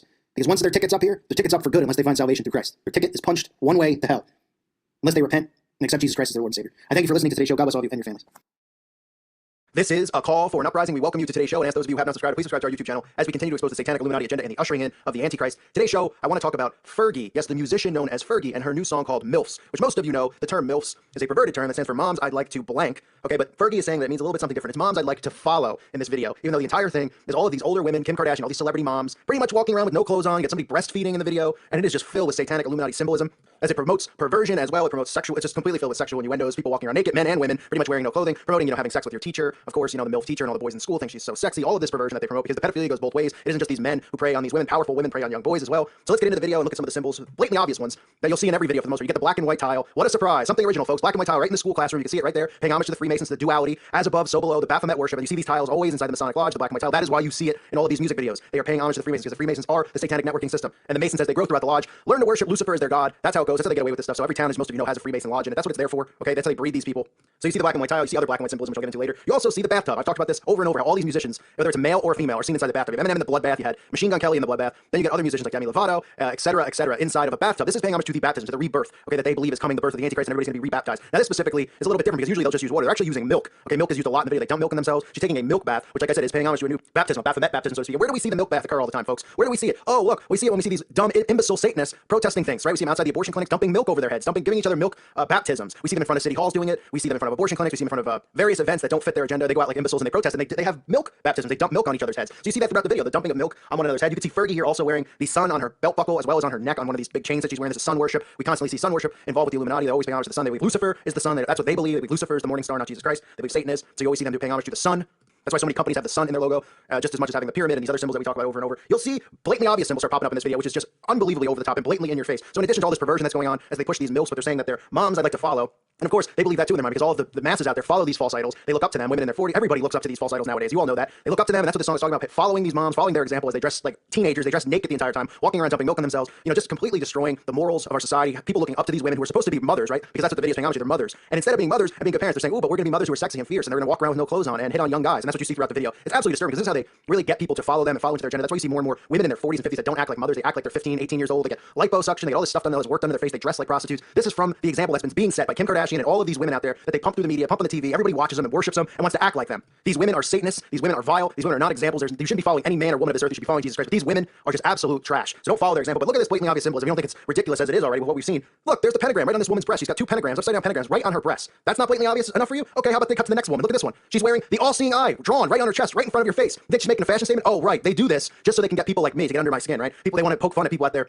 who believe in the occult and believe in the Illuminati and these Satanists, right? They want to poke fun, so they go out of their way in these videos to just troll people like me. Sure, that's honestly what people out there believe. They think that these celebrities who spend millions of dollars on these videos go out of their way to put the all-seeing eye in it. They go out of their way to put the pyramids in it, the black and white tile, all that stuff, because they want to troll us. So they invest all their time and their money into trolling the few of us who are awake out there. Yeah, sure. So you have the Baphomet pentagrams right there in plain sight. You have the all-seeing eye right on this person's chest. Couldn't be more obvious, folks, right in front of your face. You can even see this one woman on her wrist. She's got the stars on her wrist. I've exposed the symbol of the star on this channel. What the star represents is the pentagram as well. Doesn't have to have the connecting line through it. The star is the pentagram, the 5-pointed star, which is used in witchcraft. That's why you see celebrities have the star tattoos on their wrists, on their necks, on their ears, and nobody says anything. Nobody goes, wait, are they just big fans of stars? Are they fans of the Dallas Cowboys? I mean, why would you have a star? It's a marking. It's part of being a part of the craft. Okay, that's what it's there for. So you see a woman with that on her wrist. You also see them dressed in black and white here at the end. A few of these women are dressed in black and white bathing suits, right, deliberately showing you the black and white, and the esoteric beliefs that they have, the Baphomet that they worship, paying homage to him, as well as to the Freemasons. And then you can actually see it gets cut off. I took a picture, tried to zoom in here. This woman who has a glass of milk in her hand appears to have the actual Baphomet on her belt buckle, but I couldn't get a close enough picture of it. The frames go fast, but if you can make it out, you can see the two horns on both sides. It looks to me to be the Baphomet. So you have all of this symbolism in a 3-minute and 40-second song. You're telling me that they just went out of their way to do the same signs that I point out in all of these videos when I expose them, right? The bath is always there. The baptism is talking about the baptism that is to come. Everybody's going to be rebaptized into the Antichrist. These Satanists, when they accept Satan and they denounce Jesus Christ, they get rebaptized. Usually it's in, when I talk to Zachary King and other Satanists that I've spoken to